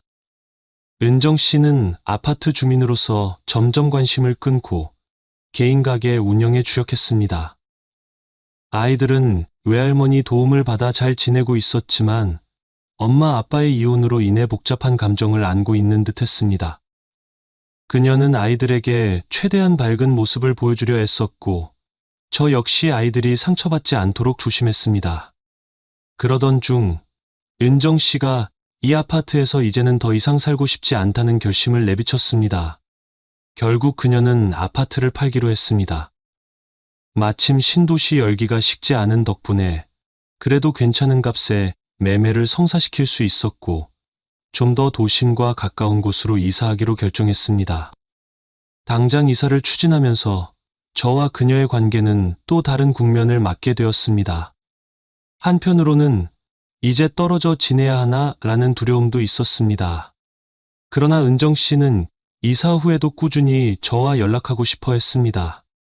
아파트가 바뀐다고 해도 우리 관계가 끝나야 할 이유는 없잖아요. 라고 말하는 그녀의 목소리에 제 가슴이 뭉클해졌습니다. 이사는 생각보다 빠르게 진행되었고 어느 주말 아침 이삿짐 트럭이 그녀의 아파트 앞에 도착했습니다. 저는 휴일이었지만 관리사무소 일정이 있어 잠깐 사무실에 들렀다가 짬을 내어 그녀의 이사를 도우러 갔습니다. 적지 않은 짐들이 트럭에 실리는 걸 보니 한 시절이 이렇게 끝나는구나 싶어 마음이 쓸쓸했습니다. 은정 씨는 저를 보며 조만간 우리 집으로 한번 와줘요. 새집 구경도 할 겸 이라고 했고 저는 웃으며 고개를 끄덕였습니다. 그날 오후 이삿짐이 모두 빠져나간 텅 빈 집 안을 마지막으로 둘러보며 그녀는 눈물을 조금 흘렸습니다. 아무리 싫은 기억이 많아도 아이들 키우고 살던 집이잖아요. 정이 들었나 봐요. 라며 한숨을 내쉬었습니다. 저도 왠지 모를 아쉬움이 들었습니다. 이 집에서 그녀와 함께했던 뜨겁던 밤, 조심스런 만남과 술 취한 그녀를 부축했던 일, 그리고 밥을 해주던 식탁의 풍경들이 떠올랐습니다. 결국 은정 씨는 새로운 아파트로 이사해 갔고 저는 여전히 이곳에서 관리사무소장으로 일하게 되었습니다. 우리의 관계는 연인이라고 표현하기에는 애매하지만 분명 서로를 향한 마음이 있다는 것은 부정할 수 없었습니다. 그녀가 이사 간 후에도 자주 연락하며 때때로 주말에 만나 식사를 하거나 드라이브를 하기도 했습니다. 아이들이 있는 날에는 조심했고 주로 그녀가 혼자 있는 시간을 골라 만났습니다. 그렇게 몇 달이 더 흘렀습니다. 어느 날 그녀가 조심스러운 목소리로 우리 앞으로 어떻게 될까? 라고 물었습니다. 나이 차가 꽤 컸고 저는 이미 50대 후반으로 접어든 사람이었습니다. 그녀는 40대 초반이지만 아이들도 한창 자라는 나이입니다. 서로에게 책임질 일이 많고 넘어야 할 장벽이 많다는 걸 둘 다 알고 있었습니다. 글쎄요, 아직은 잘 모르겠습니다. 다만 은정 씨가 원한다면 전 계속 곁에서 힘이 되어주고 싶어요. 그녀는 미소 지으며 그 말만으로도 위안이 돼요. 지금처럼만 지내요, 우리. 라고 했습니다. 그 후로도 아파트 업무는 계속해서 진행되어야 했고 주민들은 끊임없이 민원을 넣었습니다. 은정 씨가 떠난 뒤로도 이상하게도 그때 그녀에게 비난을 퍼붓던 사람들은 한동안 자기들끼리 권력 싸움을 벌였습니다. 새로운 회장은 초반에 큰 소리 치다가 실제로 문제가 터질 때마다 이전 회장 탓을 하려고 들었습니다. 저는 그럴 때마다 속으로 회장직을 맡는 것이 얼마나 어려운지 알겠지 하고 생각했습니다. 그러나 전반적으로 아파트 일은 그녀가 없더라도 돌아갔고 주민들 사이의 분쟁은 어느 정도 수그러들었습니다.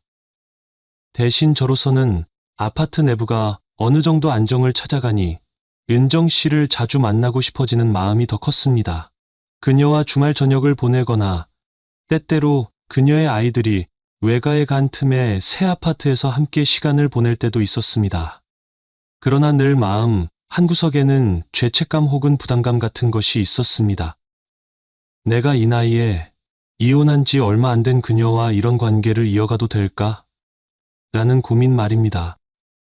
은정 씨는 그런 저를 볼 때마다 그냥 마음 가는 대로 두자고 했지만 세상 일이 그리 간단하지 않다는 걸 우리는 이미 알고 있었습니다. 아이들의 존재나 경제적 부담, 제 나이와 은정 씨의 미래 계획 등 고려할 요소가 많았습니다.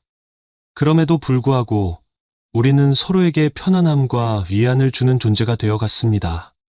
그녀는 제게 오랜만에 사람다운 따뜻함을 느낀다고 말했고 저도 그녀를 통해 간만에 활력을 얻었습니다. 사실상 연인 관계라고밖에는 설명하기 힘든 모습이었지만 공식적으로 드러낼 수는 없었습니다. 이제 은정 씨가 아파트를 떠난 지도 거의 1년이 넘어갑니다. 아이들도 새로운 학교에 잘 적응했고 그녀의 가게는 의외로 더 가까운 위치로 옮겨 수익이 나아졌다 합니다. 저는 여전히 신축 아파트의 관리사무소장으로 하루하루를 보내고 있습니다. 하자보수 문제는 어느 정도 마무리 단계에 들어섰고 주민들 사이의 갈등도 조금씩 줄어들고 있습니다. 주말이면 서로가 시간을 맞춰 만날 계획을 세웁니다. 때로는 드라이브를 가거나 조용한 식당에서 밥을 먹고 둘만의 시간을 보냅니다. 밤이 되면 서로의 온기를 나누며 세상으로부터 조용히 분리된 듯한 감각을 느끼곤 합니다. 앞으로 어떻게 해야 할까라는 질문을 머릿속에서 완전히 지우지는 못했지만 당장 오늘 하루 그녀가 괜찮다면 저도 그걸로 충분하다고 느낍니다.